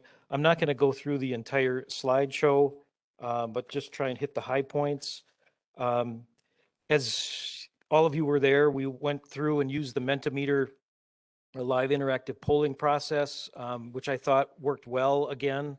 I think we only had, from what I could tell, a handful of people who did not participate using their mobile device. We did have 4 handwritten responses that were submitted, and so we've factored those into the to the questions. We had a total of 61 total participants, 50 participants if you exclude village staff, the village board, and the plan commission members. So it was for us, it was a good turnout. And I've got the slide on the screen that shows the distribution of where people live who attended, quite widely dispersed across the village, which was encouraging. How long have you lived in own property in the village? Cumulatively, 41 people, or 79%, lived or owned property in Germantown for more than 6 years. The largest group, 27, owned property for or lived in the village for more than 25 years. The numbers I'm going to be giving may not jibe with what's shown on the graphic because I've added in or factored in the handwritten responses. We asked an age question. 39 people over 45 years, about 75% of the total were over 45 years in age. Only 26% were under 45 years in age, so it's kind of reflective of what we had in the past in terms of attendance and surveying. If you own or take care of property in Germantown, how many acres of land do you own or manage? We had about 23 people that owned less than an acre, 45%. The balance, 12 at 1 to 10 acres and 16 at over 10 acres. So it was over 10 acre ownership, 31%, 1 to 10 acre ownership, 24%, and less than 1 acre was 45%. And our word cloud, just to get us a feel for what people are thinking, 1 or 2 words, what do you think of when you hear rural preservation? your typical responses that you might expect: farmland, green space, farms, woods, that sort of thing. We did have one interesting comment. I've highlighted it here. I think it is somewhat interesting to note that somebody would come and participate and leave a comment like that. But apparently somebody wasn't happy from the get-go. For as long as you have lived or owned property in Germantown, how successful has Germantown been at preserving the rural landscape? This is kind of interesting, but not surprising, frankly. 19% or 52% feel that the village has been somewhat unsuccessful and very unsuccessful at preserving the rural landscape. 32% thought we were successful, somewhat successful, or very successful, and 16% thought there was no change. So the majority of the people feel that we're not doing a good job or haven't done a good job at preserving the rural landscape and character of the village. We went through the community survey. We highlighted a couple of questions that pointed out some of the discrepancies or contradictions that we've received in terms of feedback. We went over and talked about some of the interactive mapping comments. I would point out that we did prepare a summary of all of the comments we've received to date on the interactive mapping Germantown 2050 website, also referred to as the social pinpoint website, a copy of which was left on your table. The only thing that would be difficult in reviewing these is that you don't have a map in front of you to see. I mean, some of the comments, when you read them, it's obvious they're talking about a specific road, and without actually listing it here. So if you are interested in a particular comment, let me know and I'll pin down exactly where it is for you, or you can, go to the interactive map yourself and just read through the comments if you haven't already. I'd encourage you to do that.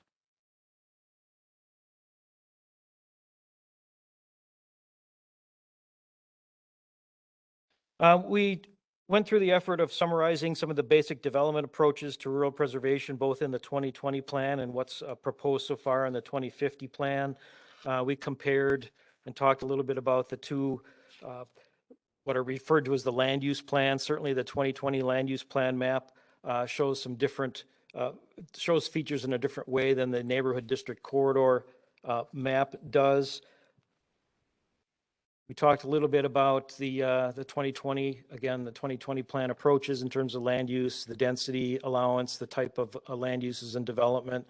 We brought up the one slide that Grafe put together for us that helps with the notion that the current 5-acre minimum lot size policy can't protect farmland and preserve rural character over time. It's a graphic that it makes some certain assumptions as far as how that future development, the 2,100 homes that are projected that we're going to need, how those would actually be dispersed and in what property size they would be developed on. Certainly, taken to its extreme, this graphic shows what would happen, essentially consuming a lot more land than might be consumed under a different density scenarios, from 5 acres to 1 acres to 2 acres per 2 dwelling units per acre to 4 dwelling units per acre and so on. So something that I think is helpful in helping us understand what we need to do better at in terms of preserving the rural area of the village. We talk about the 2050 comprehensive plan, the map, and the matrix, how they go hand in hand. That is something that we need to review in more detail as we move forward. Talk about the rural preservation district itself, generally what the land uses would be allowed and desired within that particular area. And also, again, the basic development policies with respect to residential development in the rural preservation area. And that was subject to some additional questions that were asked in concert, in combination with the notion of the conservation subdivision approach. We talked a little bit about that as well in terms of how it is an approach recommended by Sewer PAC and Washington County and other entities as far as attempting to preserve the rural character, rural landscape, quality of life in a community that heretofore was predominantly a farmland community. But farming obviously is waning in our community as well as other communities in southeastern Wisconsin. We went over some statistics to show that and some graphics as well.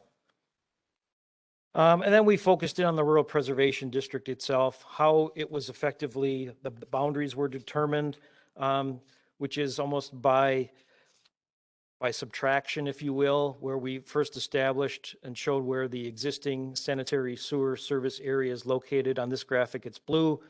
The potential sewer service areas, given the location of existing facilities and their ability to be expanded and to serve those areas, given topography and other characteristics.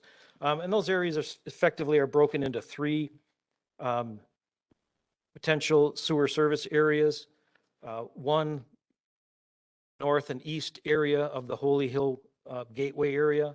Two, the southwest portion of the village, actually runs up along the western edge of the village. And then three, a small area centered on Country Air Drive.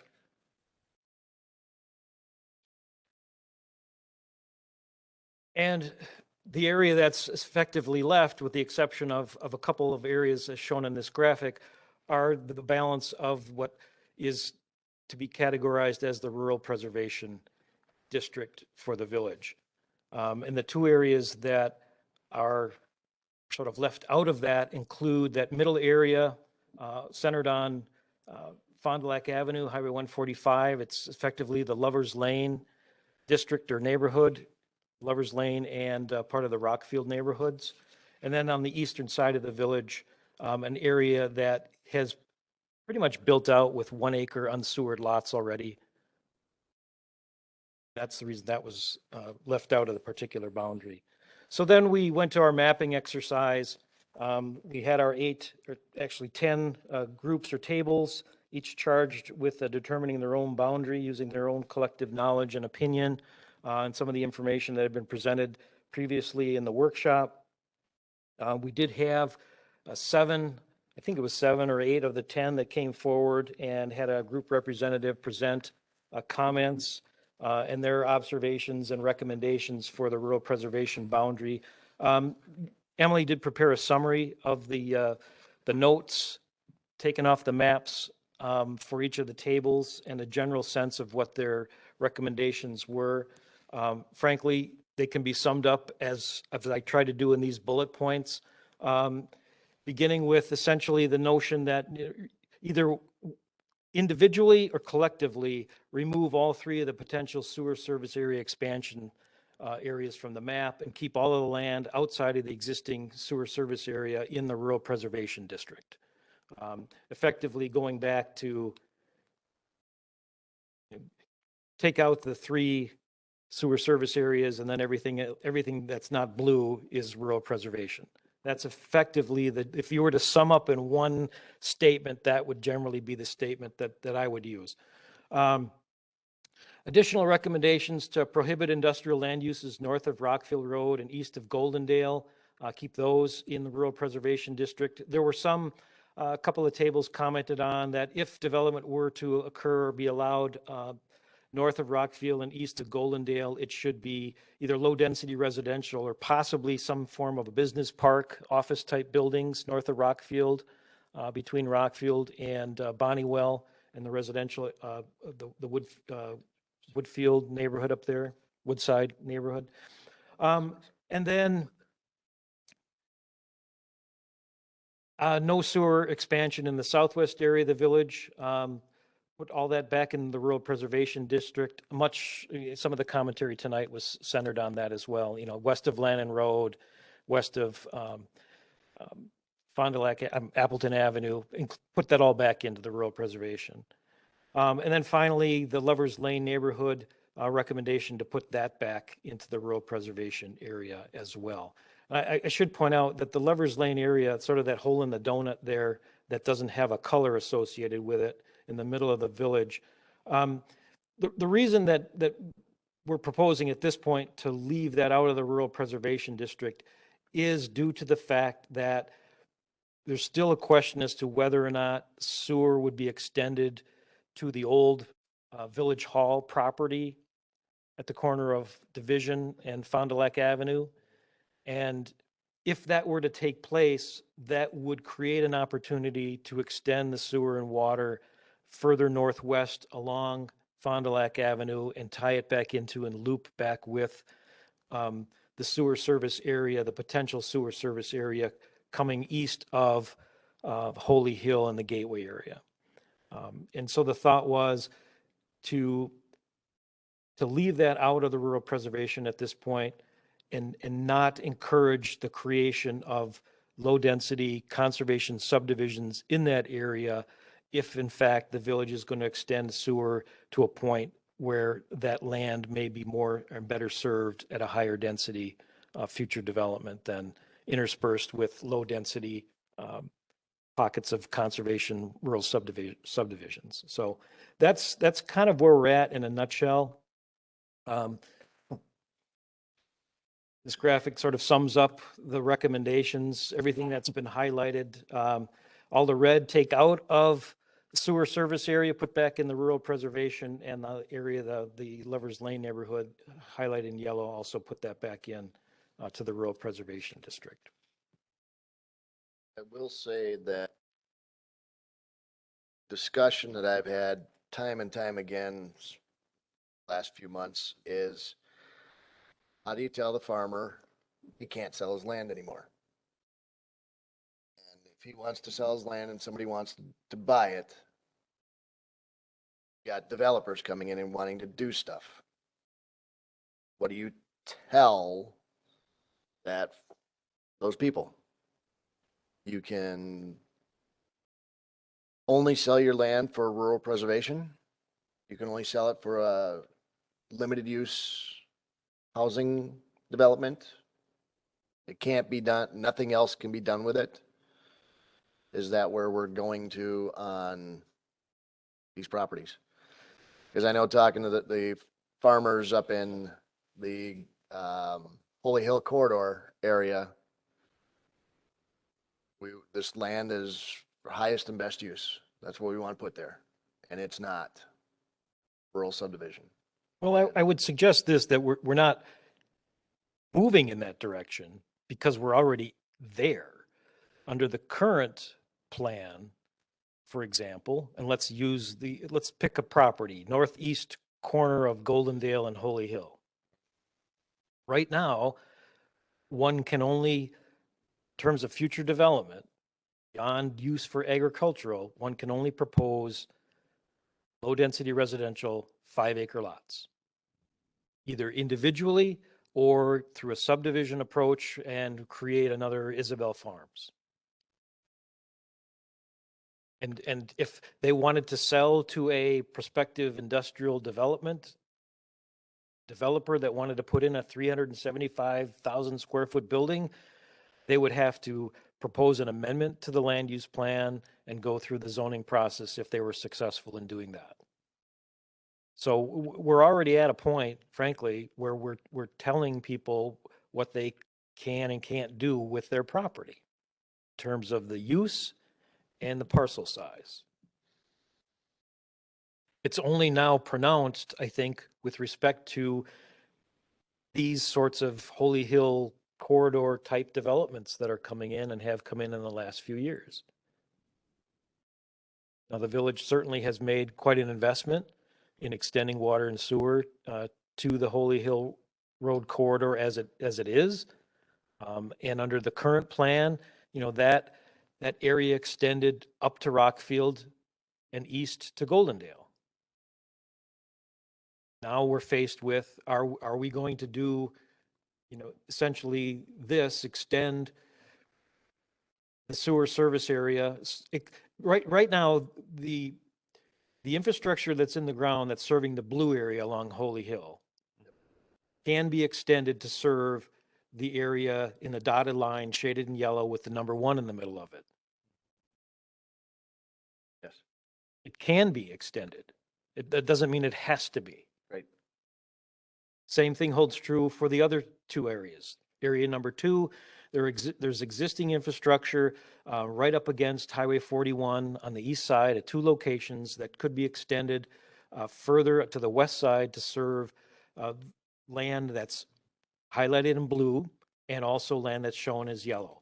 And with respect to the far southwest corner of the village, the sewer service and water extensions that we're talking about now with respect to the development we just spent 2.5 hours talking about, that would be extended to Landon Road and could therefore then be extended further west to serve additional lands in that area as well, depending upon how it's constructed. Could.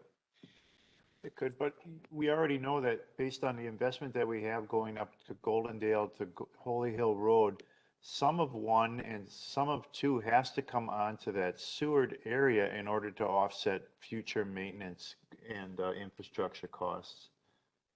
Because otherwise it's built out for no reason. It's built out to serve Holy Hill Road. That's not enough. It needs to encompass some of the 1, and it definitely needs to encompass 2 as it backs up along 4145 and goes up to that corridor. To cut that whole top section off along the corridor and say that goes into rural preservation, that's where a lot of your development is going to happen, is along that expressway. That's where some development wants to occur, whether it be a commercial component, an industrial component, or even office space. I can't see office space further away from 4145. Most successful office parks are right against the freeway.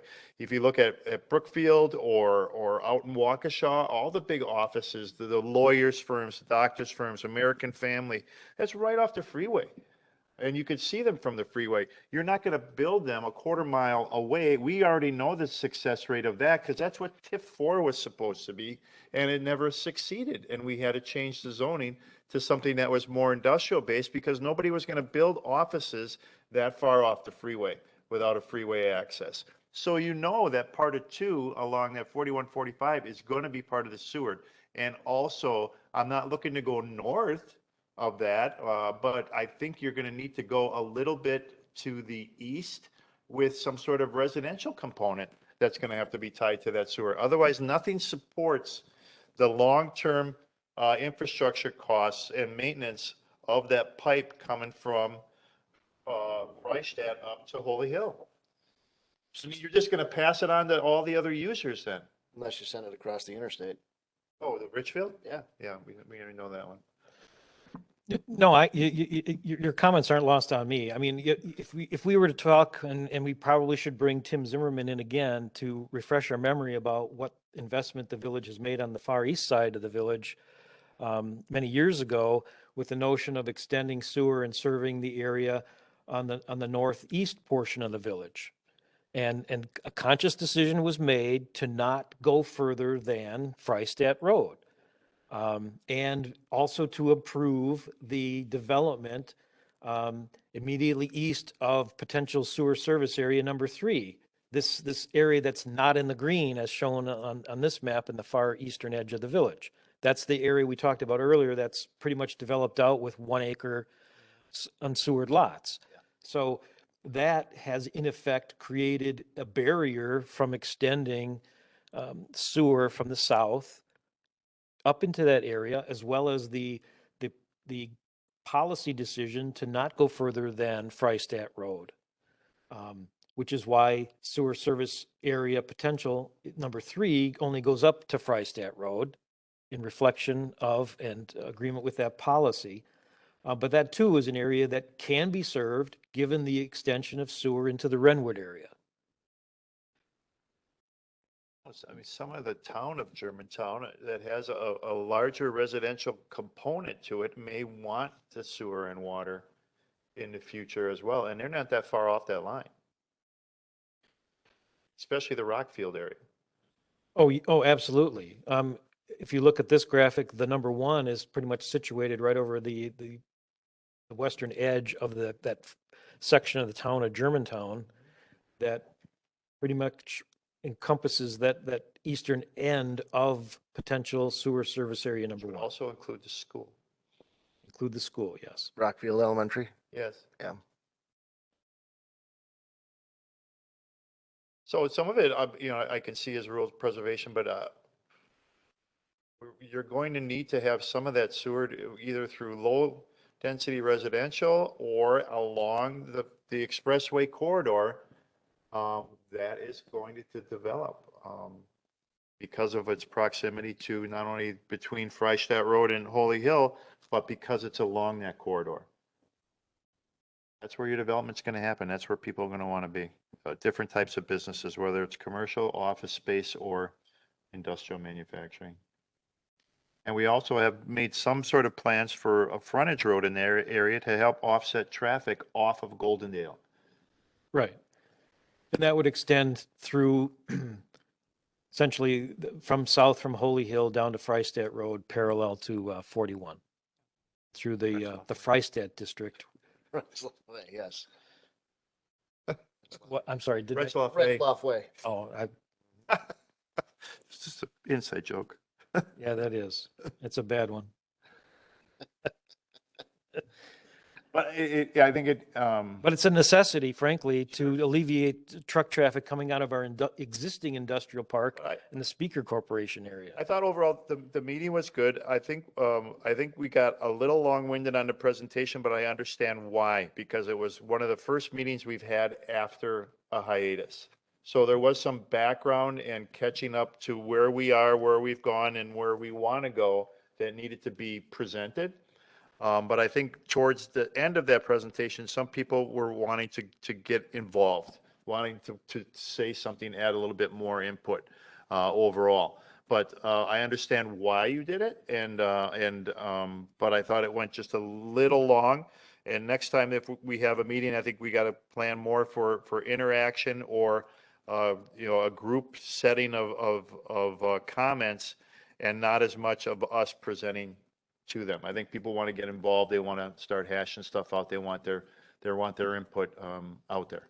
Can you do in the next meeting a table per zone? And if you want to talk about this zone, come to this table type of format? Because I'll just say, I don't care about the rural preservation in the Northeast, but I want to talk about this southwest section. I want to talk about what's going on there.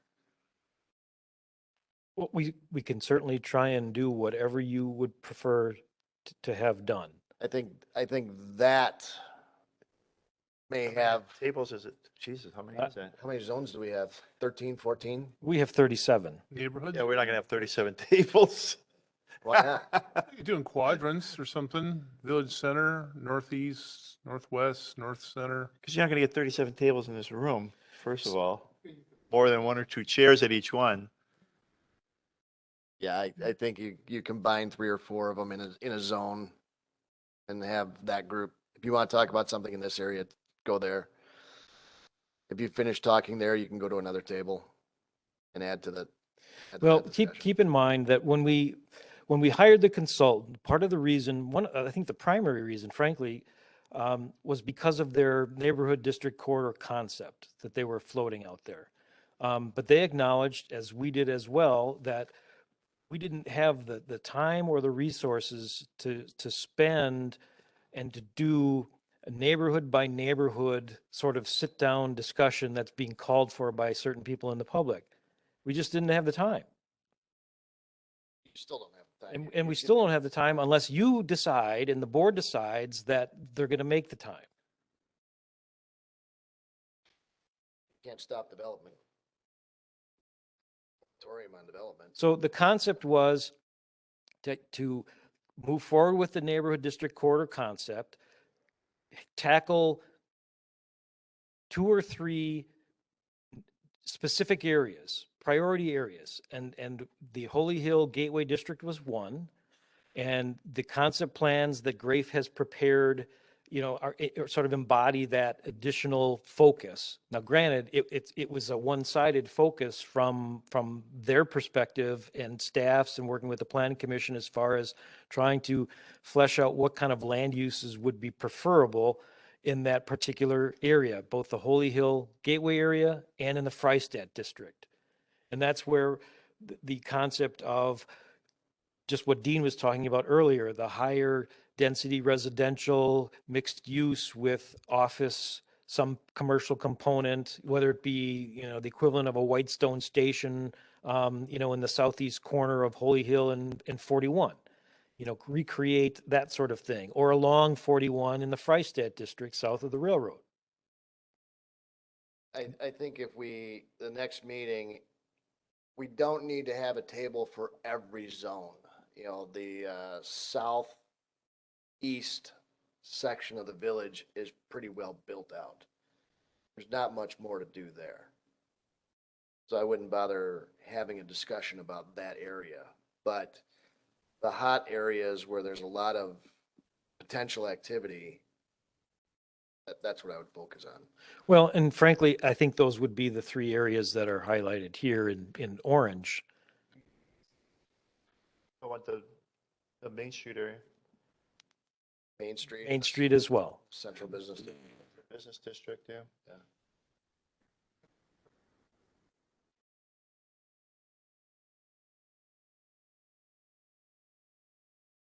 Well, I don't care who comes to what table. Yeah,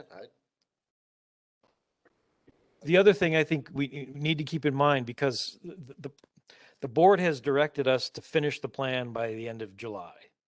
Here's a goal, yeah.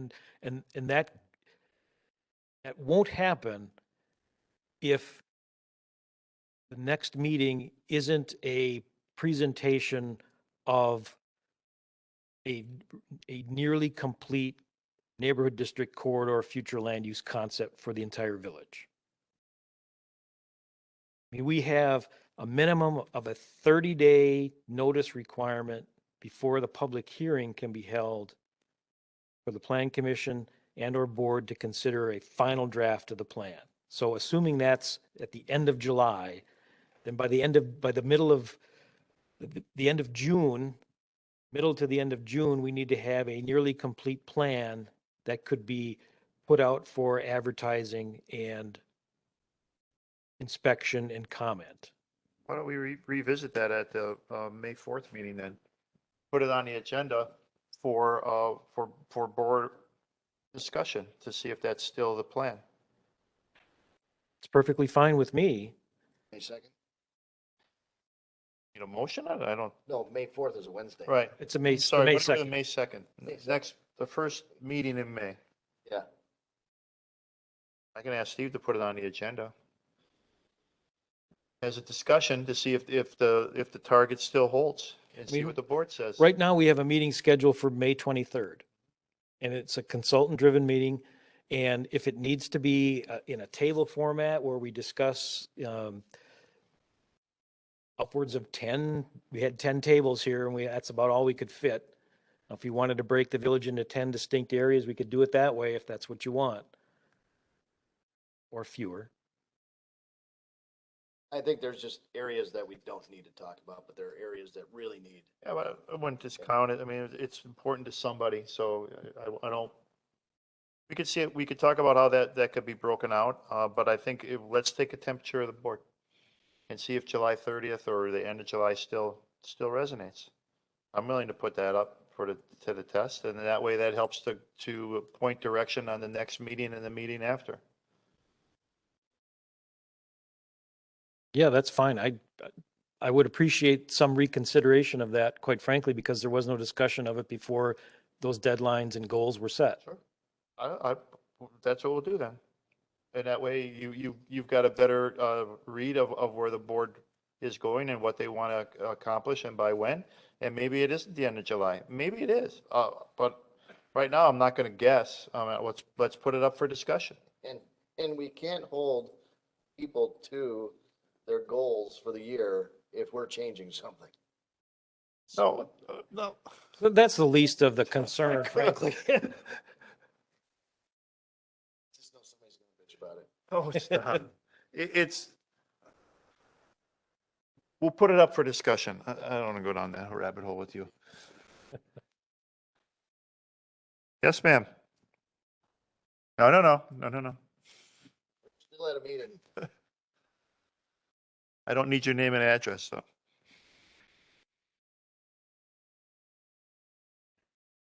in the 321 Village Board meeting, we unanimously voted on having the 2050 plan at the 4th of July. So in order to do that, we would have to automatically extend the 2050 plan, final presentation. Only if you were looking for recommendations. If you were putting the table out there for information and to disperse information on what the plan is being proposed as part of the public hearing, then I would say no. But if you're looking for additional recommendations or changes to what's been proposed, some minor ones could probably be made during the public hearing and as the approval process goes through. But then I would say yes, then you would have to extend it. But again, let's get the temperature of the board and what their feeling is now. They've all been through some tougher meetings and have heard what residents are saying about this or that development, and let's see what they say. And if the target still holds, then we'll look at a ways to accommodate that, and at the same time get information out as best, because we have MyFest as well, where we'll have tables for information on the 2050 plan and 4th of July, and we'll go Yes. from the direction provided by the board and Yes. make moves in that direction. Yes, we do As have an a open table. discussion, that way everybody's represented and everybody has input. Correct. Okay, good. Anything else, Jeff? I'm sorry, Mr. Leszewski. 2 comments on the meeting itself. One is, I think when folks were thinking about 2050 plan in terms of neighborhoods, districts, and corridors, folks were thinking neighborhoods were residential, districts were potentially industrial, office, corridors, or I don't know, everything else, right? Self-storage. So just from a pure language standpoint, I don't know what you do it at this point, but some people were thinking, oh, we're in this neighborhood, so that must be residential. It's never going to be any element of commercial in there. I just thought that was interesting because that was important to people. And I don't know what you do about it at this point because it's just the whole label for the whole process, right? And so if you weren't really there for meeting number 1, you may not just Yeah, I can understand. Yeah. And part of the confusion is with the terminology and even the color scheme, if you will, if you take it to that level, particularly if you're comparing it to the current plan, because there's sort of an apple orange thing going on there that just doesn't make sense to compare the two. But yes, a neighborhood, as you know, when you look at the matrix, doesn't necessarily mean it's exclusively residential. Right, right. If we were to do that, we'd have 137 neighborhoods and Right, districts. right, right. Which we can do that if we need to. It was the concept we bought into when we hired Grafe, and we've been trying to work with it as best we can and get through it, and prepare the plan. The thought was at this point that we'll get through, we'll adopt a plan, and then for those predominantly areas that we haven't focused on, we'll go back and take 1 or 2 or 3 at a time and do a more thorough sit down, invite the neighbors, talk about the vacant parcels that are still in the particular neighborhood or the district, and then ultimately map out a more traditional, if you will, land use plan map for each of the neighborhoods, districts, and corridors. We just don't have the time or the resources to do that at this point, unless that's what the board wants us to do. The interim step is to try and get through, adopt something, and then over the course of the next year, 2 years, whatever it takes, plow through and do each of the neighborhoods in a more detailed manner going forward.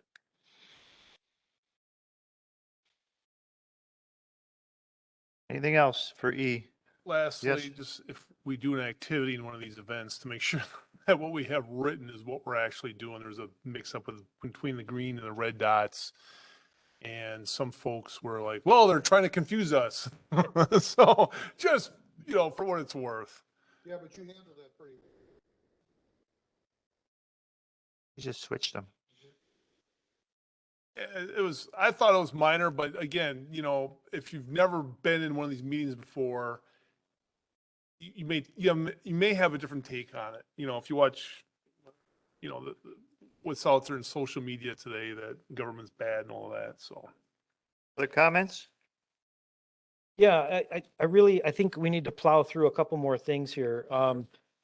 Specifically, the conservation subdivision design approach, because we're taking some hits and criticism on what we're promoting in a manner that I think is unfair. We have, between Grafe and staff, have taken on the conservation subdivision design approach in an effort to implement it in a more complete manner in the village, in terms of it being possibly a required concept as opposed to simply optional, and to present it in a way that this isn't new. This is something that all of our neighbors are using in one way, shape, or form. And we ran through examples of how Mequon's doing it, how the village of Richfield is doing it, and even our own, Prairie Glen project, which is a little bit old, but it was one of the original. Back then, it was referred to as a cluster subdivision. Now it's conservation subdivision design or conservation design. It's not a new concept, and it's one that is embraced by planning agencies like Sewer PAC. Washington County's promoting it as part of their agricultural preservation plan. And so we're taking it and we're recommending it as a concept that we feel can help do a better job of preserving the rural character and landscape in the village of Germantown. At some point, the Planning Commission and board are going to need to decide, is this a good concept or not? Or are we going to fall back on the current approach, which is nothing more than splitting into 5-acre parcels? Or worse yet, in my opinion, just simply letting people decide whatever parcel size they would want, or what the market is demanding of them at that particular moment in time. We went through some questions. We asked people, if you lived in a rural preservation district and your neighbor sold 40 acres of land, which design would you prefer? 87% chose the conservation subdivision approach. In the village's rural preservation district, how much open space should be required in a conservation design? We went through that. 77% of the respondents selected either 46 to 60 or more than 60% open space. In terms of the maximum density, trying to get my graphics here.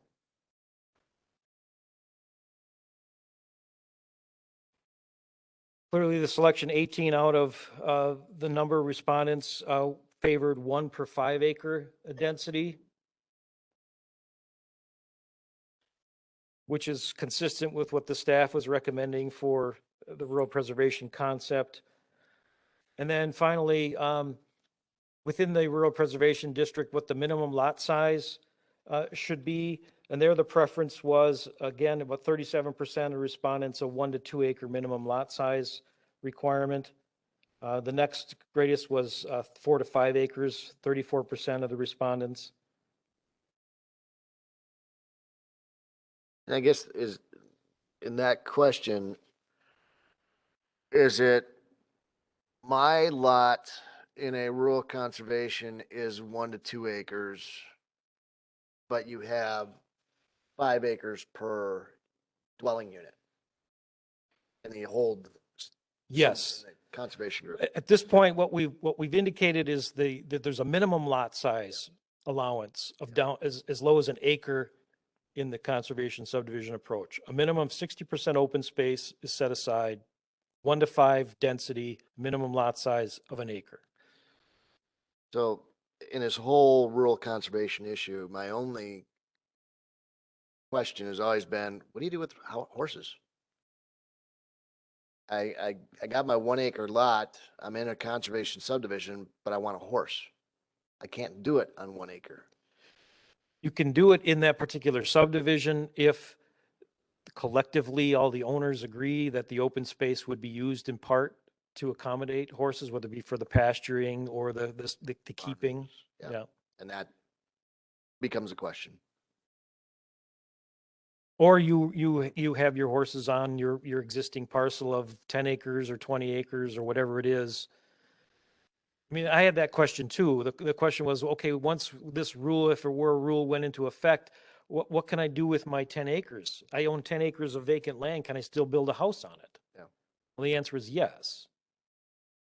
Just affects your ability to divide it into smaller parcels, after that particular Into date. 5 acre parcels. Right. Yeah.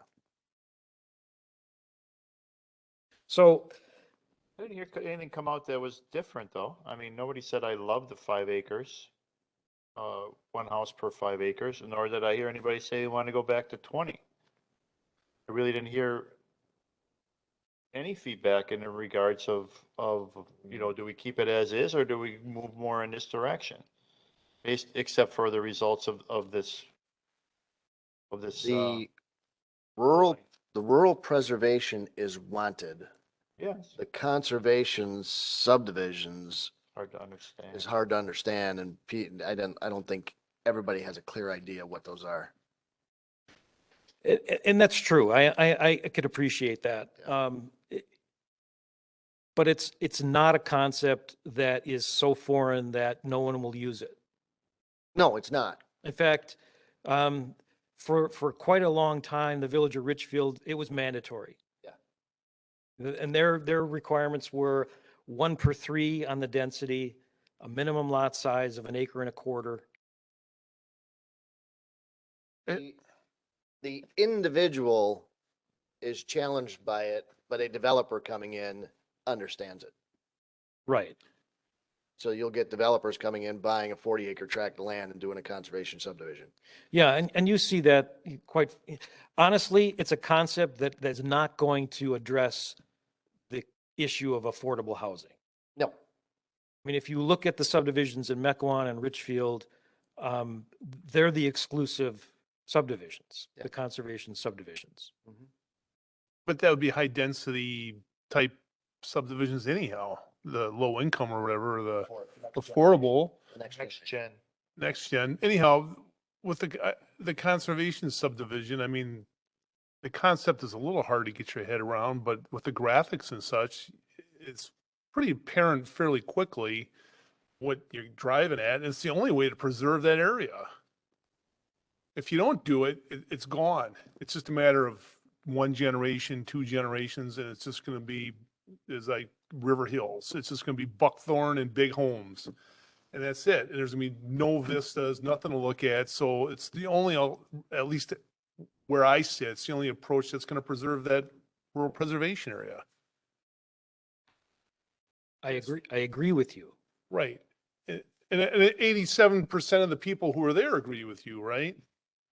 Prefer the conservation design approach to simply taking whatever parcel of land is and dividing it up into all lots and roads. Right. So my point is that you had 50 people there and 87% of them at the end of the day kind of agreed that this approach would be acceptable to them with not a huge amount of education on it, but a little bit. So anyhow.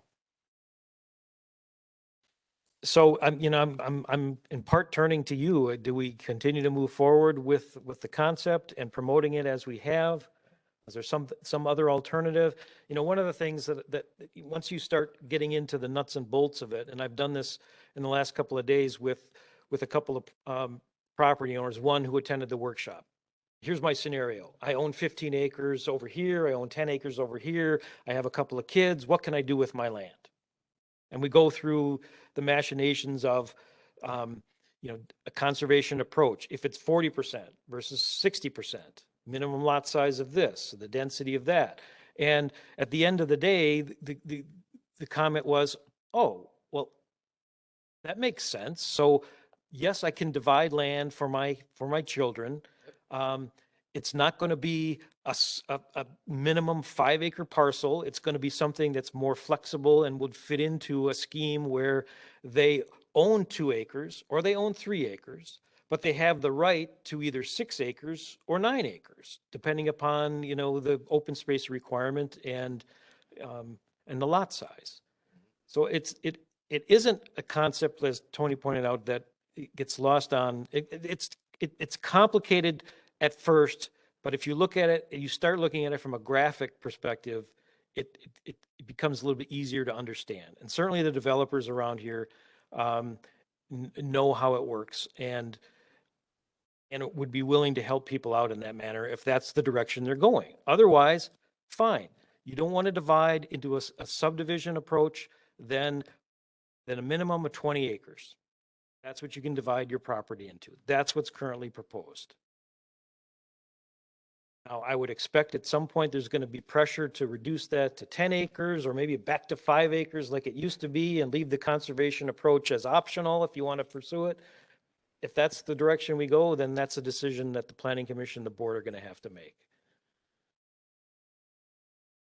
I would continue down. But that's where we're at right now. And the comment about how good or bad has the village been at preserving the rural character, and the majority of the people say not very good.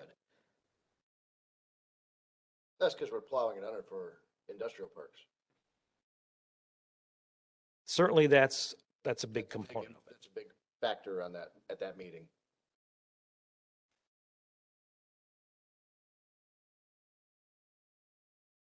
I would continue with it until it comes to a public hearing and it needs to be changed or is recommended to be changed.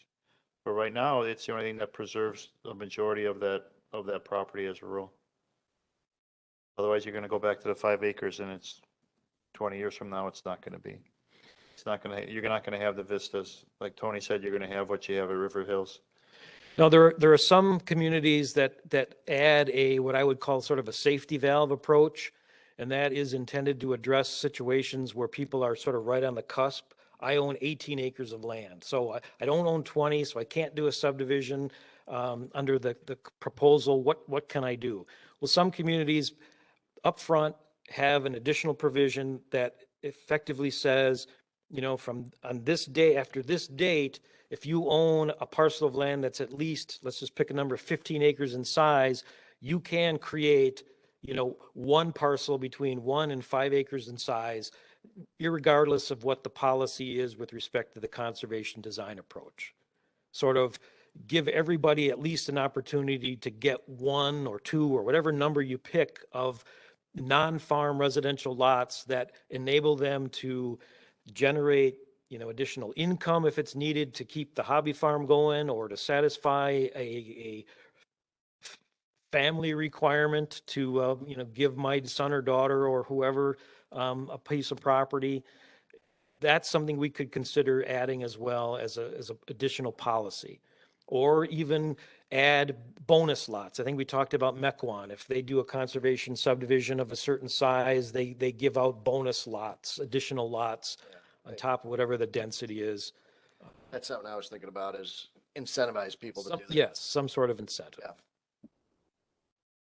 So those are options too, that we can work up some solutions or some alternatives and bring them back to you. But I think most importantly at this point, given what we've talked about, we need to come to some decision on what we're going to do going forward, because right now the train is moving toward a July 31st adoption of a plan with a May 23rd meeting where we're going to be having the consultant present staff recommended plan to the Plan Commission, who in turn would have to make a recommendation on that to the village board. As to what to do, or what? It says discussion. Just discussion. Personally, incentive is a good. On the conservation approach. Mhm. What about the potential sewer service areas? Put them back into rural preservation? Yeah, I mean, that's the recommendation, or to modify them in some way. You could modify them, but I don't think that you should remove the areas that I thought, that I discussed, because it needs to support the sewer long-term that's going up along those areas. And it's already been designed to handle those two areas, part of one and the upper part of two.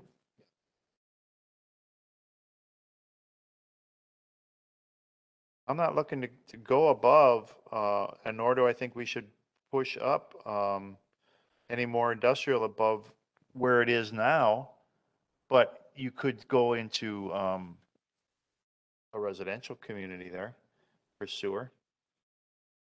If somebody wanted to develop it, we can't support that sewer line with some of 2 and 1, then you better go to Richfield to help get it done, because that's the only one that's going to have any support for it, or is going to bring money to it to support that line going down Goldendale.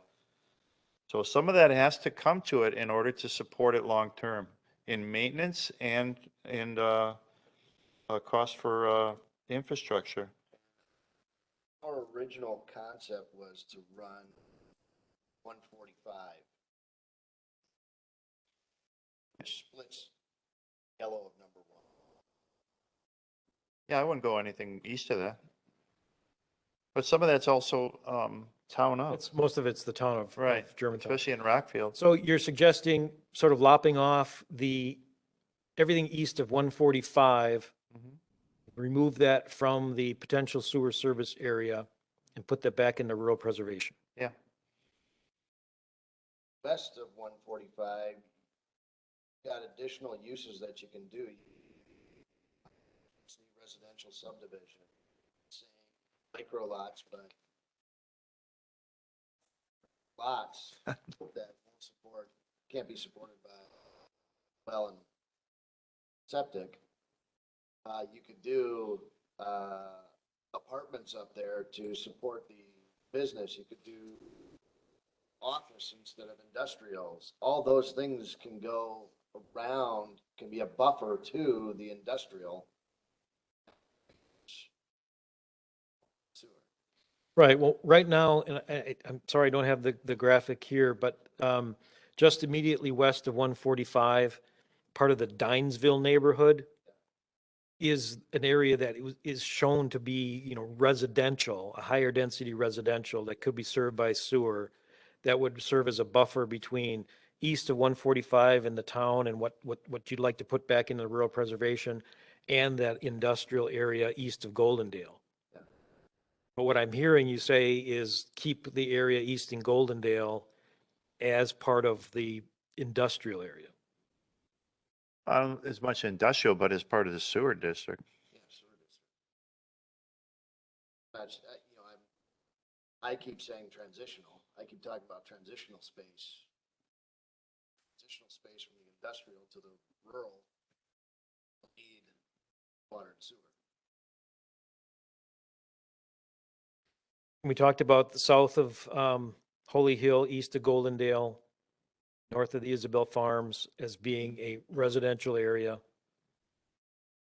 That's on this side of 145. It's part of the sewer district, correct? Yes. Yeah. Yeah, that's west of 145. Yeah, in fact, from what Larry tells us, that the only way to get sewer east of Goldendale is to run it through that southeast quadrant because of the rock formation and the inability to get sewer through the intersection. So it's got to go east of Goldendale before it gets north to Holy Hill Road. Sure.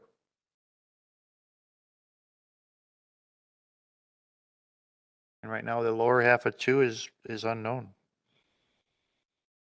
So if that's outside the sewer district, I wouldn't put it in rural preservation, but you can keep it outside the sewer area right now because it's based on development. Well, to southeast of Landon Road. Why would that go to rural preservation? Is there stuff in there? No, That's all it's all wet. swamp and yeah, that's actually part of the Shane Laufin Preservation District. So cut that area out. There's all that area back west of 41. That's pretty wet. Yeah. Really, you're looking at making a decision about west of 175. Right. That's driven by development. I don't think right now it's not inside the sewer district, but I don't think in the next 20 years, it's going to be outside of it. Well, and that in part is the reason why we dealt with the Lover's Lane neighborhood the way that we did and the way that we're treating two. The proposal is to show it as future sewer service area. So then the development policy for it would result in a more efficient, cost-effective development pattern and not have it evolve first as rural preservation with conservation subdivisions scattered around, and then we throw it into the sewer service area. Well, part of that is you get up into Oak Lane and you're into the whatever that subdivision that has its own lake. I forget the name of it. Where Tom lives. Yeah, that one. I mean, those are all well and septics. They're not on sewer, and they're pretty well built out in regards to, the subdivisions and the homes. Will they ever go on sewer? I don't think so. Not unless they start having issues of some kind, or the county says they don't want to renew their septics for whatever reason, but that's all pretty well built out. What we're really more interested in is the blank lands as it goes up towards county line, towards Amy Bell. What's going to happen there? Again, that's driven by landowner and development. I don't need it to be in a sewer district right now.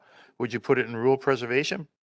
Probably not, because I think in 20 some years that probably will be developed in some way or another. The wetlands that are along the freeway and some of that stuff that's low off of Landon Road and off of Mequon Road, sure, that's never going to be developed because it's too damn wet. But I think the where there's already subdivisions, kind of as you go up 175 and kind of head to that west there, those are developed. That's not going to be sewered. You're really looking at, more along the large parcels of land as you go up county line. Even Right, that and there's hill area, that bluff area, that whole top area up there is pretty well developed. Yeah, I mean, Willow Creek is pretty high. It's everything south of Willow Creek to county line and west of Landon Road. Right. And within that area, it's all just scattering of environmental corridor. Most of your developed lands are going to be right along county line. What would be the impetus to extend sewer west through zone 2? I wouldn't right now. That's driven by development. Yeah, and it took Briggs and Stratton to get water up the Holy Hill Road. I don't see a Briggs and Stratton developer coming in and. Oh, nor do I want it. Yeah. In that area. The cost of getting the infrastructure to that guy who's got 40 acres right on the edge of Germantown, cost is going to go through the roof. He's never going to pay that cost. No, but there, eventually there could be some high density residential that's put in there off of county line that could drive it based on land prices at that time. Who knows? Yeah. Who knows? Right now, I don't see it going any further than Landon Road. Well, and the question at hand is, given the timing, is do we want to extend it west of Landon because that'll drive how deep it's constructed to Landon? I think eventually you should plan for it. Yeah, I think you prepare for it. You always think 20, 25 years out. At least I try to. And I think in not my lifetime, but it probably will, especially right along county line. But it doesn't take long as you head north for it not to, because like you said, it gets pretty wet there, especially at the bottom of that bluff. Right.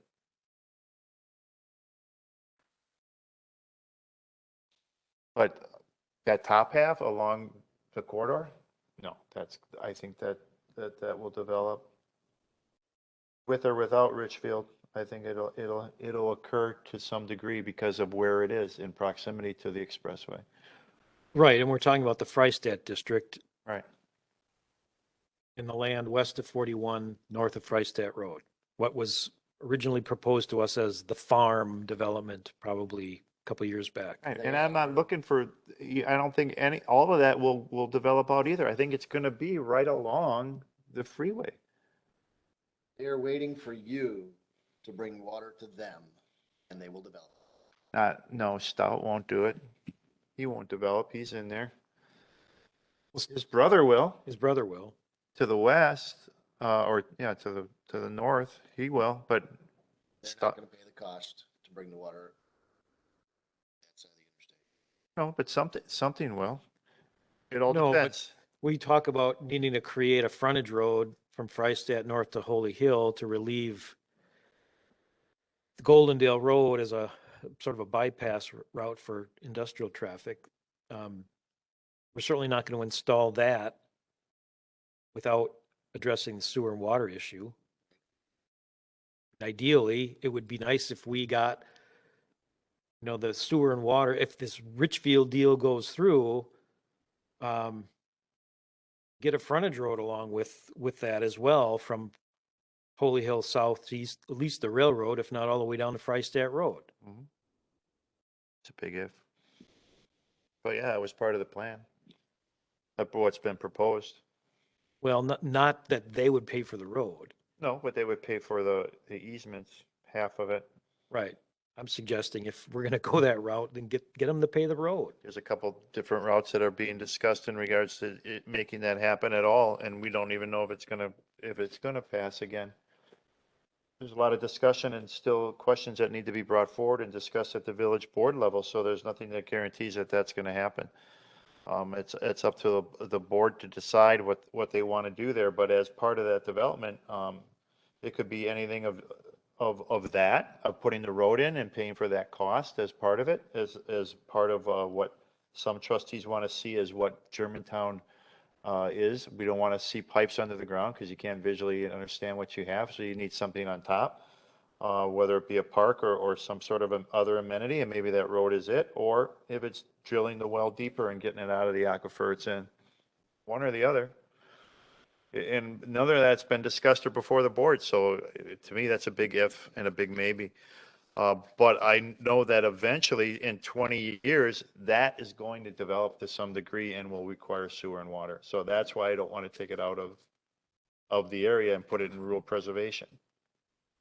Not because I have plans for it in the next 5 years, or I know that Richfield's going through. No, I don't. But I know in 20 years, that will develop because of where it is. Right.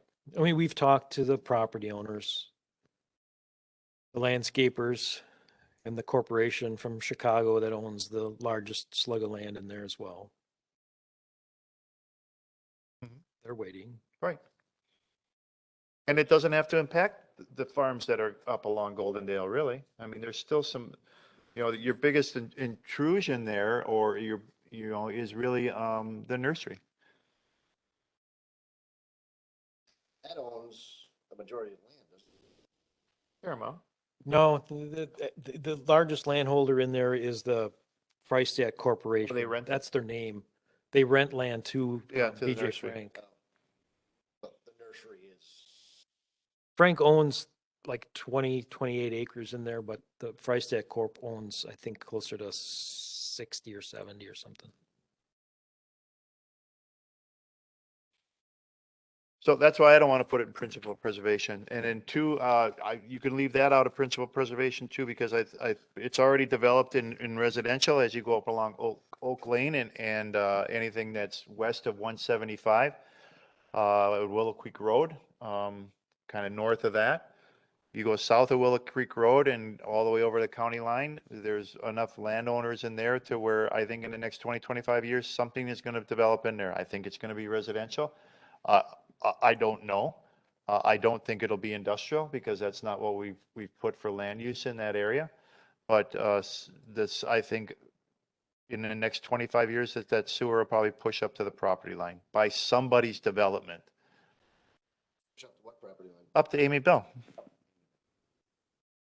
Up to our property line, up to our village border. But I don't think it'll be industrial. It'll be something residential to some degree. So I wouldn't put it in environmental. I'd put parts of it that's in wetland there because you know it's never going to develop. And the lion's share of that already is in the Shane Laufen district. That, you can see that already on that map, that dark area. You know exactly where it is.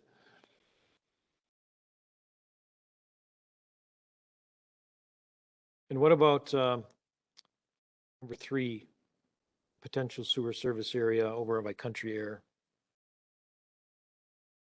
That's been built out for it, I think, eventually. I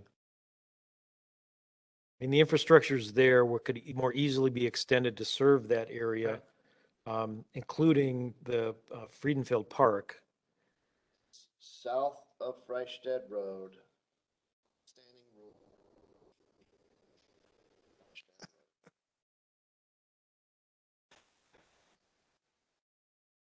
It's an unwritten rule. Yes. Except on Holy Hill Road. Except it's on a map somewhere. It's on a phone. I wouldn't put it in room preservation. No, I wouldn't. I mean, and that could all be discussed as part of the proposal of why we think it is, and everyone can argue against why they think it should be. I mean, it's not out of realm of being put in there, but right now, looking at where it is and what's around it and the infrastructure that's just to the south of it, I would say no. But it's up to the board and the public hearings to influence or put input to that. But I wouldn't put it back in rural preservation because of its proximity and what's near it. That's just my opinion. And what about the Lover's Lane area? That would essentially, on this graphic on the screen, it's effectively the area west of 145. Yeah, and within the yellow circle. The part I would put it back in is the stuff that's on the east side of 145. So That's gonna be our everything east, demarcation. everything east of 145, put back into rural preservation and take out of the potential sewer service area? Take out of. Potential sewer service. If it's gonna stay rural, why would I run sewer in there? Yeah. I wouldn't run sewer into a conservation subdivision. Again, the lion's share of that is the town of Germantown. You're talking. So this part comes out of the sewer service, but goes into. Oh, okay, yeah, I'm with you, yeah. All right. Because if it's in rural preservation, it's not going in dense subdivision. I don't need water and sewer to it. Right.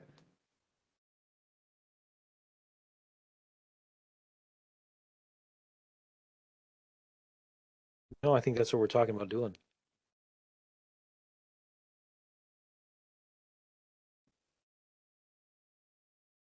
It could serve that area, but we're talking about making a policy decision to not serve it because it's east of 145. Yes, and if you take it out, then you can extend the sewer district into what you're calling the Lover's Lane district. No, it's not like a balloon where you squeeze it on one end and it bulges out somewhere else.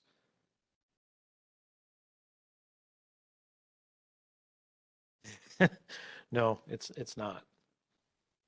The reason this has such a not ill-defined, but a jagged sort of boundary to begin with is because of topography and where the pipes are currently constructed and what elevation they're at in order to get gravity flow. For the most part, there may be some small portions of the potential sewer service area number 1 that would need a lift station. But for all intents and purposes, the boundary of that area is defined by the ability to serve it with gravity flow. I can get to, the system can get to the old DPW. Sure. One of the reasons have we to didn't run- stay there is because of the cost to bring it there. Well, right now sewer ends right at about, is it Maple and Freistadt, just east of there? Yeah.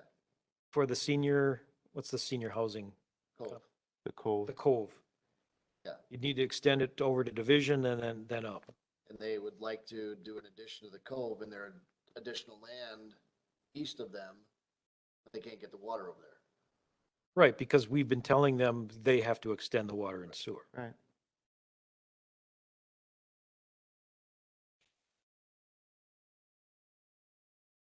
And I think the question about, I don't even know where it stands with regard to the police station. And it, That's an unknown. I mean, at one point when the DPW was going to have a new facility at the existing location, sewer and water were going there. Yeah. And that would have opened up that Lover's Lane area for potential sewer service area.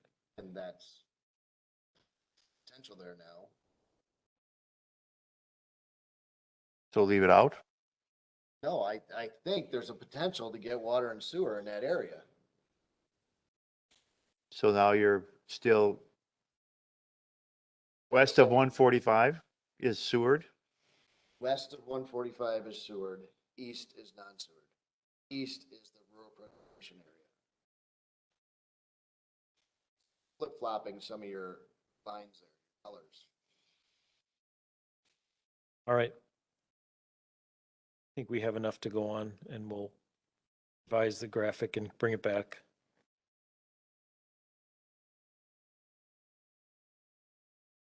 All right. Anything else? No. Anything else? Any announcements you'd like to make? No, I am not going to make any announcements. All right. Then we are adjourned. Thank you all for coming tonight. Thank you all for watching and have a good night.